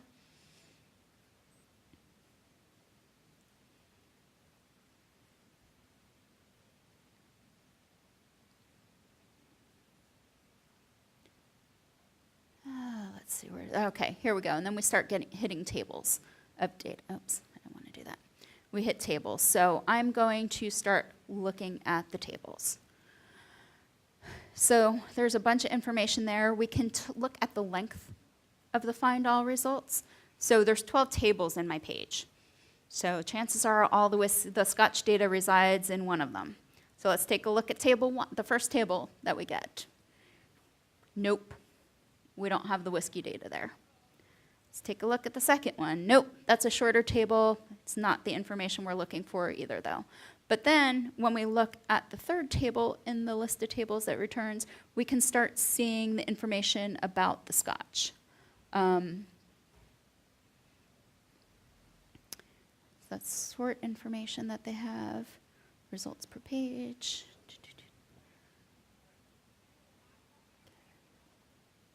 here we go. We start seeing information about the scotches in here. So now the question is, how do we get to them? Well, it's a table, so I'm like, okay, maybe it's in a row. Nope. But then if we when I was looking here, we see we have these CSS selectors, we have the products. So that seems like a good thing to check. And if we look at what Beautiful Soup, so Beautiful Soup is giving us a list when we're using a selector. The length of this list is, oh, they got new scotch. Sorry, I just ran through this like a day ago, and it was 65 items, and now it's 66, so I'm going to have to build my list out. So if we go back and we look here, I think it gave us the initial results someplace, but basically that makes sense with what the page is that we're seeing. So we can start parsing through those products. So if we look at product 0, the 0th item in our list, we can see that it's basically a listing. So we have our scotch name, we have the link to the page for that product on their website, and then we have pricing information. So there's a regular price in here, there's an R price, and there's a sale price. So our price is the price they sell it for, the regular price is what they say the average everybody else is selling it for, and then we have the price for it on sale. So that means we can start parsing this information out. So I took a look at the vProduct CSS selector, and here we go. That's one product on their table, one product on their page. So we can define scotch as being the first item returned by the CSS selector here. And then we can start addressing, using the tags that Beautiful Soup gives us to get information. So I played around with some of those to see if I could find where that information is again. That didn't work, so let's try this other selector. And we start seeing, oops, haha. See, I do this even when I'm coding for myself and trying out things. I tried to get vProduct title, which is a selector. When we use selectors, we're getting lists back, so there is not text. We need to tell it the text of which item that we want. So there you go. We can start pulling things out. We can do similar things with the different product selectors. We can just pull out the texts, and there we have all the prices of our scotch. And then if we want to pull out the link, we can try that too. And if we go here, we can see this is the product page for one of the whiskeys in the link. And then we can start playing around with cleaning up our data. We can use our string items to pull things out and clean data up. So you can either pull it as it is from the page and scrape it into something and clean it later. You can clean it while you're scraping. It all depends on what you're working on and what you're doing. So what the rest of this notebook walks through is pulling the different items out of that page and getting some text that's nice that we can throw in a data frame. So here we go. We're going to pull in pandas to make our data frame. We're going to start with I equals 0. We're going to define some columns for our data frame and create an empty data frame. And then while our I counter is less than the length of our table, since that's the number of products we have, we are going to create an item called new scotch, which is the name of the scotch, the link to its page, and the 3 different prices we saw. And we're going to append that to the data frame, increase our counter by 1, and go until we have everything. i.e., we're making Nicole's Christmas list. So then we can just take a look at our data frame, and there we go. So that is what you can do messing around with Beautiful Soup and sitting down and just going. I mean, there's really no easy way to do this. You just kind of have to go through the page and see what's there and play around with your selectors and pull out your text and see what you have to get what you want. So then now I fully expect you to go sit down and do this with a page on your own. You have all the code here for Drink Up New York, and you saw how many pages they have, so if you have a favorite alcohol of choice, you could make a list there.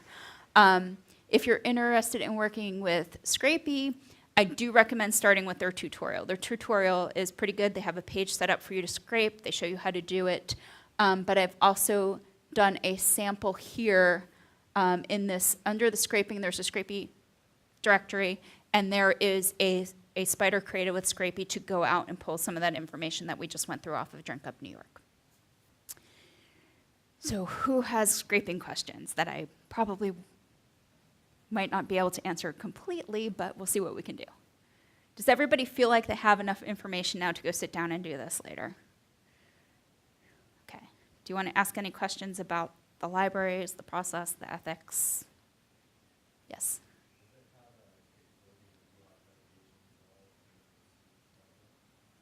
Does the Beautiful Soup module have authentication? I'm not sure. I have not scraped pages that did that, but if you do Google scraping pages with authentication with Python, I know there's resources out there. I'm not sure if I linked in any of them, but there are ways to get that information into your code so you can log into a page basically and scrape it. Anybody else?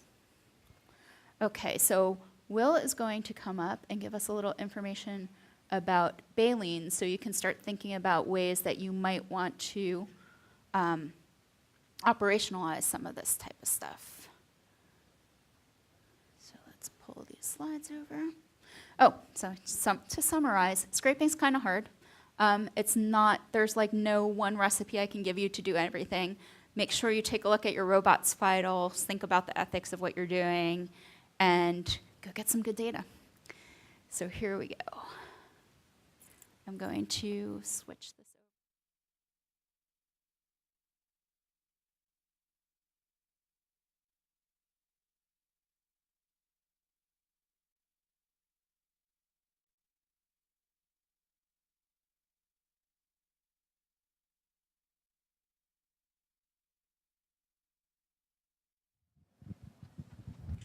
All right.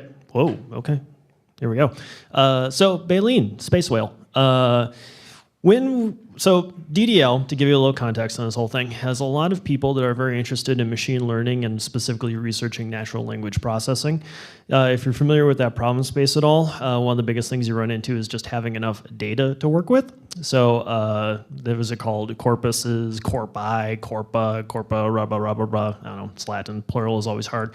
But building up big chunks of text to work on was really a big problem a lot of the people in our group were facing. So we built this thing called Baleen, which is essentially a giant internet data aggregator. It uses RSS feeds. Web scraping tends to be a little bit brittle. As soon as somebody changes, one CSS class on their page, you might not be able to scrape it anymore. So we stuck to just RSS, which is a little more well-formatted and has some specifications around it. So we went out to a thing called Feedly, which is a website service that will do, RSS aggregation for you. And they have a big list of RSS feeds, like hundreds and thousands of these suckers. So we stole their list, we procured their list of RSS feeds, and we wrote a Python application that takes this big list, goes out, fetches every list, and so every RSS feed has, a ton of like posts or websites listed inside it. And then we retrieve that data, and we end up with web pages. Just HTML for web pages. And by doing this, we can go through the web, collect tons and tons of written data, blog posts, news articles and whatnot, in different categories, which is kind of a fun part about what Feedly provided us. They had, like entertainment, news and blogs, technology, yada, yada, yada. And we can build out this giant corpus of information that's categorized roughly by what topic it is. And then we can use that to do all the natural language processing stuff we want to do. So Baleen, like I said, it's just a Python application. We added a nice little Flask Django like web app in front of it just for like status and error reporting types of things. And in the back end, it's storing everything in MongoDB. It's actually pretty small, self-contained, and this is just running on an Amazon EC2 instance. And it periodically, once an hour, will go out, run through the entire list of feeds, look for changes, because obviously here, if we're dealing with thousands of feeds with hundreds of thousands of posts potentially, we can't just download everything every time we run this. So there is a stateful component. We look for new feeds or changes to the feeds or new posts within feeds, and then go out and do the actual fetch. When we find updates, we will cram them in Mongo, and then we've got the storage there. So there are a few challenges with this. Web data is ever-changing and can be a little bit weird. Like RSS feeds don't always have just text. For a while, we were accidentally subscribed to an RSS feed that was giving us full MP3 files. So that was interesting. You can imagine what happens when you try to do text processing on binary MP3 data. It doesn't work so well, so we exploded. So we had to go in and like look for media tags and things of that nature, so we didn't download them and try to store them as text. And then there's always the problem of disk space. We ran out of disk space in our EC2 instance one time because at this point we've got 60 gigabytes of Mongo database sitting around. And we were running on like a micro something, so it didn't have nearly enough space. So you run into little things like that. But the whole goal of this project was really to make data collection easy for NLP research. But beyond that, we wanted to make it easy for everybody. So the project, it's out on our GitHub. You can actually use this if you want. It's got pretty easy setup instructions, so you can just get a little EC2 instance with Amazon, spin it up, start collecting data. And we're actually looking for help with this. So if you're familiar with the sprints that happen at the end of PyCon, we're going to be around. We're looking for people that are interested in this sort of thing. Specifically, we've got a lot of things around like packaging and distribution. We'd love to make it as easy as, apt-get install Baleen, and then boom, done. Baleen's up and running on your box. So if you have any interest in that, definitely come see us. Otherwise, any questions on Baleen? Conceptually, it's pretty easy. You just take an RSS feed, save it. Yes? Can you give an example of how you used it for NLP research? Can we? I will switch slides. So the question was, can you give us an example of how you used it for NLP research? Well, yes. We're actually giving talks on this.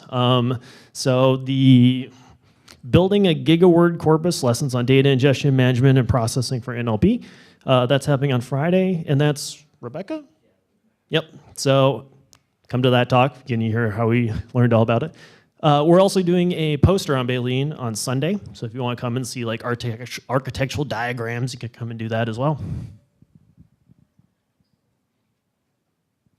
Okay, cool. Baleen. Thanks, Will. So see, you start making a top 10 list with your RSS feeds, and then you're building gigaword corpuses. So that basically wraps up our tutorial. Lunch starts in about 7 minutes. As I mentioned, we're from District Data Labs. We're going to have more people here through the week, so these are the talks we're giving, the posters that we're going to have, and then the development sprints. So on the GitHub repo, if you look at the top, there's a web link there. That will get you to the slides, so anything that's been linked in the slides you can go to from here. So if you want to figure out what a sprint is, there it is, and then we have the different items linked here. So hopefully we will see you throughout the week. Thank you very much for your time. Please let me know if there's any questions I can answer for you. And if you have any additional questions about getting things like content environment set up, let me know. I'll make a list of stuff, and I will add to the GitHub repo for you guys so you can go pull those down later. Okay, thank you.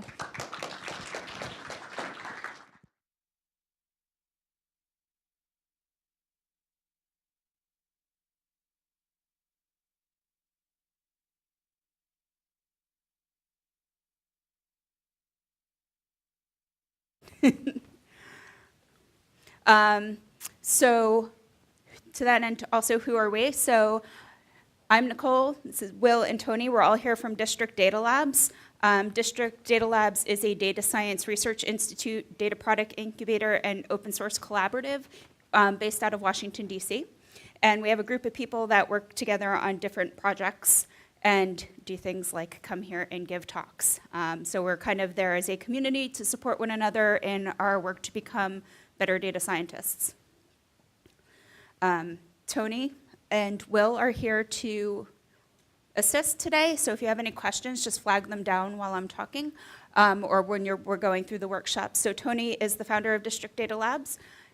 He is also an author, an entrepreneur, and a data scientist.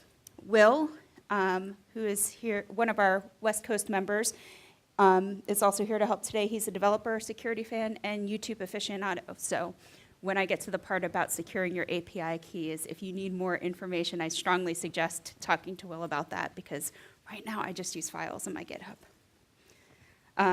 And then I am a recovering consultant. I like to say I worked for about 20 years doing computer forensics and electronic discovery consulting, and recently made a switch over to data science. I am a faculty member at District Data Labs and also at the Georgetown University Certificate Program in the Continuing Education School on data science. And I also like to knit a lot, so I call myself a fiber alchemist. If you have knitting questions or knitting store recommendations, let me know. So here's what we're going to go through today. We're going to start with an introduction to APIs and what they are, where we can find APIs, and how do we access APIs. We are also going to see the kind of data returned by API. After that, we're going to have a hands-on workshop, so there's time set aside for you to go through the Jupyter notebooks that are in the GitHub repo and test things out. There's also a couple of script files in there, so you can try out writing a script to do recursive calls to an API and pull in data. And we're here to answer any questions you have about those when you're working on them. After that, we will go back to a little bit of a lecture format to talk about web scraping. What is it? When should I use it? How do I do it? And also some different Python libraries that support doing web scraping. There is a directory in the GitHub repo on scraping. We're not really going to go into web crawling here. We're not really going to be using Scrapey here, but there is Scrapey, an example of some web scraping we're going to do in the Jupyter notebook. And then after that, oh, it looks like this is not coming up. There we go.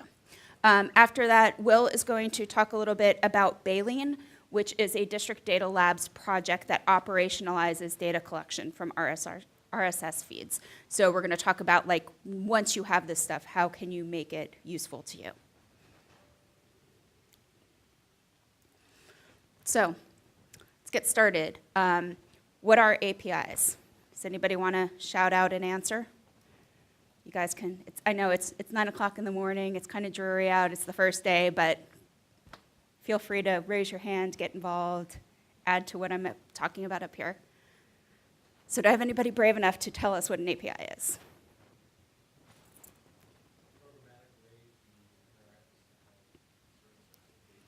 Sure, so programmatic way to interact with programs. So it's how an application talks to another application. APIs make it possible to move information between programs as well. They make our data collection lives easier until they don't. One thing we'll run into with APIs out in the wild is they are rate limited. Sometimes there's charges for them. And also they can limit the data you can get from a site. So a popular thing to do is say, I'm going to do a project to pull Yelp data until you find out that not all the data on Yelp is available through its API, and then you end up scraping things. So where are APIs? Where do we find them? Anyone? Not enough places. Yeah, that's a good answer. I like that one. That is definitely true. Anyone else? Okay.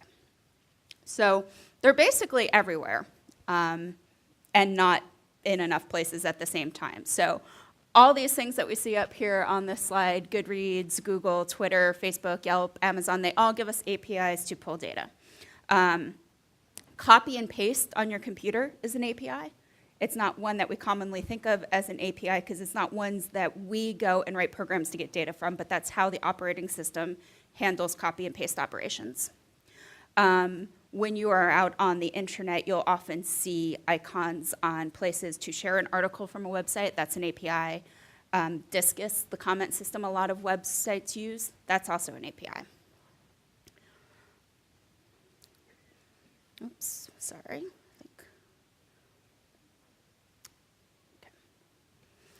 So RSS, what is it? Nobody wants to be come on. Somebody must know what RSS is. Yes. Structured format Right. So it is XML-based typically, and it distributes web content for feeds. It allows you to have data delivered to your computer or mobile device when it's published. I'm still one of the people lamenting the fact that Google Reader went away. I read tons of blogs through RSS and have an RSS feeder. It's probably one of the things I'm eventually going to write when I start playing around with Django as well, to see if I can write myself something. There's different versions of RSS that we'll encounter. They all act mostly the same way. RSS 1 is commonly RDF, Resource Description Framework Site Summary. RSS 2, Real Simple Syndication. It's based on an earlier version of RSS. And Atom is similar to both of the RSS versions, but it's actually a standard, whereas RSS is not really owned by anybody as a formal specification.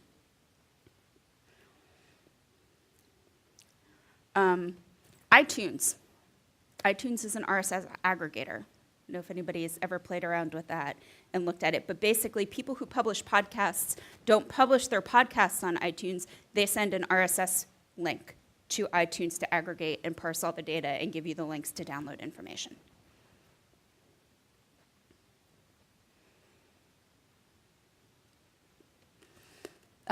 So in talking about RSS, is RSS an API?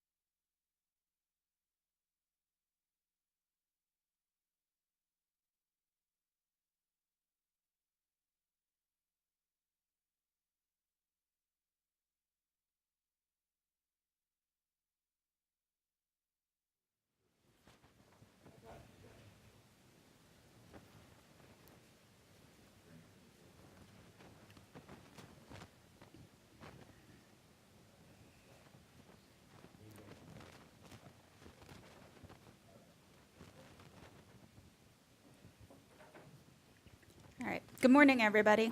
Hi, so before we get started, we have a few announcements. There is a GitHub repo for this tutorial that I encourage you to download during the first half hour of class while I'm speaking. I've noticed the internet's a little slow, so you might want to take turns if you can. If you cannot read the link from the back, it's github.com/nd1, as in Nicole Donnelly 1, and the repo name is PyCon 2017. And there is also some announcements. First of all, this is fantastic data and where to find them tutorial. So if that's where you're supposed to be, you're in the right place. If not, you might want to find your tutorial. There is a survey link that's available in the Guidebook mobile app, but I will announce it again at the end of the class. It's surveymonkey.com/r/PyCon177. There will be a break at 10:15 in the lobby outside this room. Lunch will be at 12:20 in the Oregon Ballroom upstairs, rooms 201 to 204. At lunch, if you've requested a kosher meal, please let the servers know, and there's also a separate buffet station for vegan, vegetarian, gluten-free, and halal meals. And as much power as we could afford has been placed around the room, so if there's not a power strip in your row, look in front and behind you, and you should be able to find the power. Okay. So as I mentioned, this is fantastic data and where to find them. We're going to go through an introduction to APIs, RSS, and web scraping today. To that end, first of all, I like to get a sense of the skills, general skills of people in the room. So how many people here know Python? Everybody, I hope? Okay. How many people here before have used RSS? APIs? And how many brave people have tried web scraping? Okay.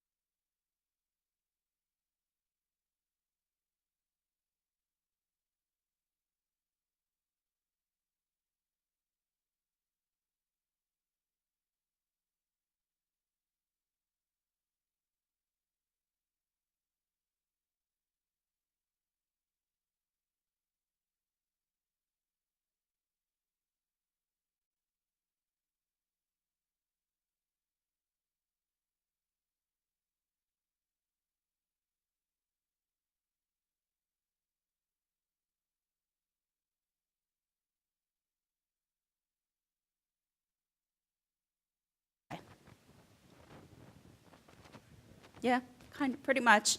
I think for our purposes, we can say it is. It's a specific API. It doesn't necessarily work the same way as we commonly think of website APIs to work, in that we are not sending queries and getting back JSON files and parsing through stuff, but it is working with XML.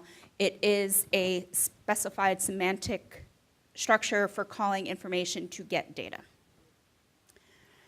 All right, so how do we access these things? And just for context, we're kind of going to keep it limited on RSS and REST APIs with JSON. There will be a little XML in here for people who like to parse XML. But there are different types of APIs, but most commonly we're dealing with REST APIs. So does anybody know what that means if we say it's a REST API? Typically, what we mean is it looks something like this. We have a URL that something knows how to interpret, and it gives us data back. That's not a web page. If we look at different APIs, it looks very similar. Here we have another URL that asks for data, and we get data back that's not in the form of a web page. So basically, using these things is as easy as constructing the URL that the machine on the other end is expecting to see and can understand what you're asking it for. REST was influenced by HTTP, so it tends to look a lot like HTTP.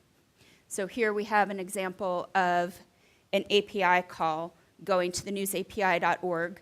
It has a path that we're giving the receiving machine and a query at the end of it.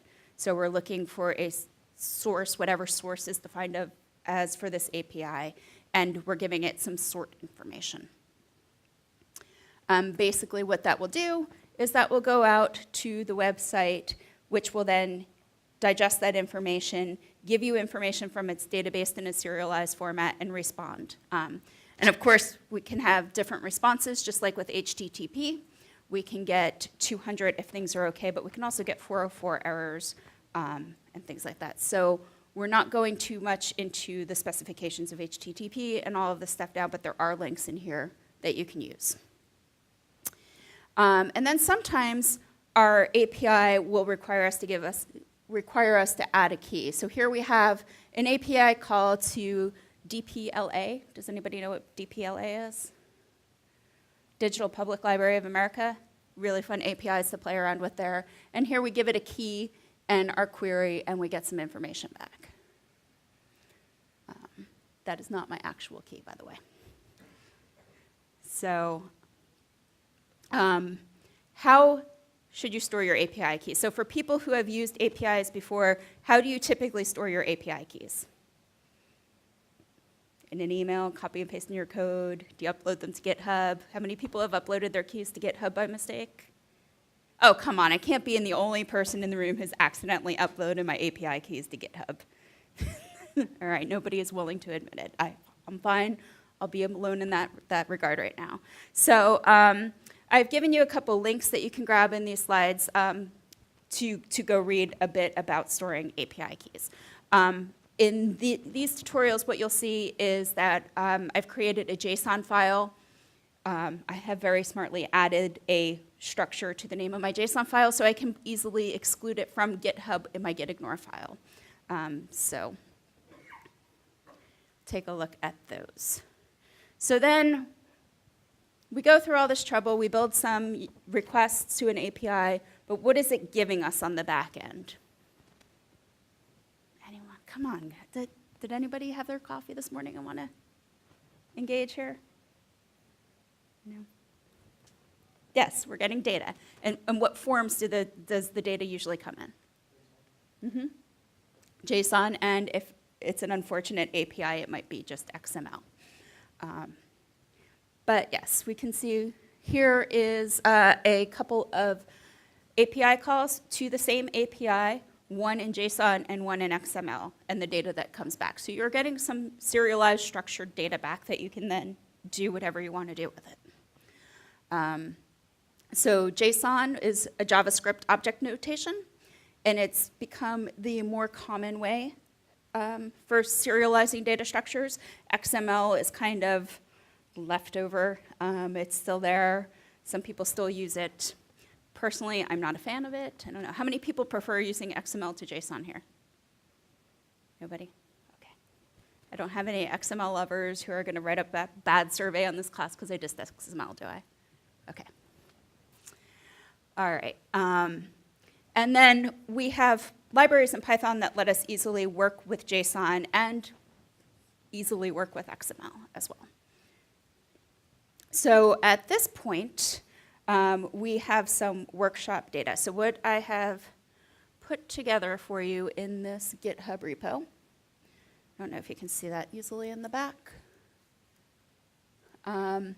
If you pull down the repo, either clone it or download it.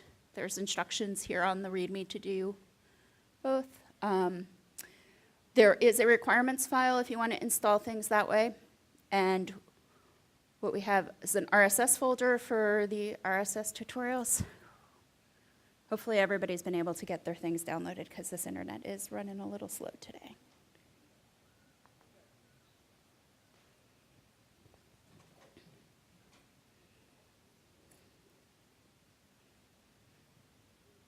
Maybe not. All right, I can show you. Since this isn't going to cooperate with me right now, let's do this. There is an RSS folder, and you will find a Jupyter notebook in there, and also a script file. I recommend starting with the notebook. It's going to walk through a few things on RSS and how to use RSS, and then there is a challenge at the end of the notebook to write a script. And this is a sample script that you could potentially come up with. And then there is the API directory, which is going to have a Jupyter notebook as well. So it's going to walk you through some of the stuff with APIs, walk you through using an API with a key, and then give you a challenge at the end to write a script to do something with an API. And there's a sample solution here as well. So we will work on that until, I guess, for about the next 35, 40 minutes. Will, Tony, and I are available to answer any questions you have, help you get started with the Jupyter notebooks if you're not familiar with them, and things along those lines. So before we break and start working, are there any questions? No? Okay. Oh, wait, here we go. Okay, so how do you start a Jupyter notebook? So you should, first of all, make sure you have Jupyter installed. And then, hold on, let's see if I can get this. Why is my window not going over there?